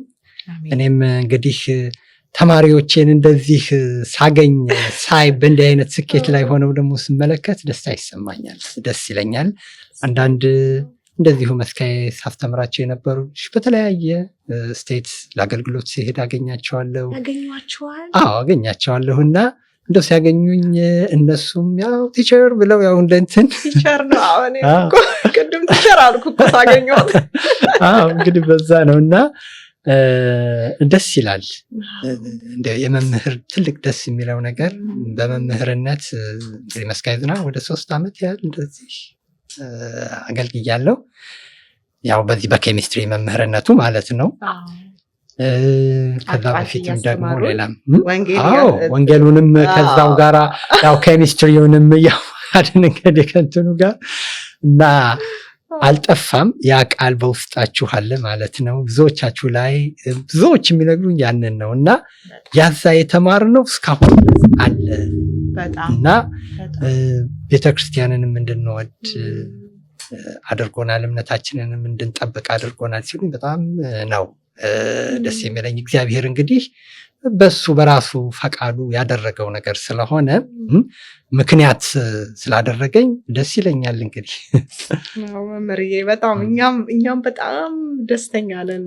እንግዲህ ሌሎችንም ወክዬ ያላገኘኋቸው እንደኔ እህት ወንድሞቼ ምስካዬ ተማሪዎች ይኖራሉ፣ ይደሰታሉ በእርግጠኝነት። እርስዎ ስላሉ አይደለም፣ ደግሞ በጣም ጎበዝ መምህር ነበሩ ያኔ። ኬሚስትሪው በቃ እኛም ማንወድ ልጆች ራሱ ደስ ይለናል፣ ሲያስተምሩ በደንብ ነበረና አሁንም በዚህ ሁኔታ ስለተገናኘን ደስ ብሎኛል። እግዚአብሔር ያክብርልኝ። ድጋሚ ያገኘዎታለሁ የሚል ተስፋ አለኝ እግዚአብሔር ቢፈቅድ። እግዚአብሔር ፈቃድ እንግዲህ እንገናኛለን። አንቺም እንግዲህ ቅድም እንደነገርሽኝ ከሆነ ብዙ ጊዜ ስለምትመላለሽ ያለሁበትንም ቦታ እንግዲህ ጠቁሜሻለሁ፣ አገልግሎት የምሰጥበት ቦታ። እዛም እንግዲህ ብቅ ብለሽ እንደምትጠይቂኝ ተስፋ አደርጋለሁ። እኔም ምን ጥያቄ ያለው በትክክል ሰላምታ አቀርባለሁ መጥቼ የሚያገለግሉበት ቦታ። በጣም አመሰግናለሁ። እግዚአብሔር ጤና እድሜ ይስጥልኝ። አሜን። አመሰግኖታለሁኝ መምህር። እግዚአብሔር ይስጥልኝ፣ እግዚአብሔር ያክብርልኝ። ከመምህር ብርሃኑ ጎበና ጋር የነበረኝ ቆይታ ይህንን ይመስላል። በጣም ብዙ ነገር እንደተማራችሁ እንደተጠቀማችሁ ተስፋ አደርጋለሁ። በሚቀጥለው ሳምንት ከአዲስ እንግዳ ጋር በአዲስ ጉዳይ እስከምንገናኝ ድረስ መልካም ቆይታ።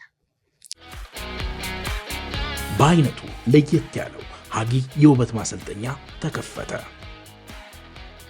በብቁ ባለሙያዎች የሚሰጠው የሜካፕ ስራ እንዲሁም በጥፍር ስራ፣ በሚኒኪዩር እና በፔዲኪዩር አይላሽና ታቱ፣ የቅንድብም የእጅም በሴቶችም በወንዶችም የፀጉር ስራ ስልጠና እንሰጣለን። በተጨማሪም የስፔሻል ኢፌክት ስልጠና እንሰጣለን። አድራሻ ጦር ኃይሎች ከኩዊን ሱፐርማርኬት ፊት ለፊት መላኩ ህንፃ 2ኛ ፎቅ ሀጌ የውበት ማሰልጠኛ ተቋም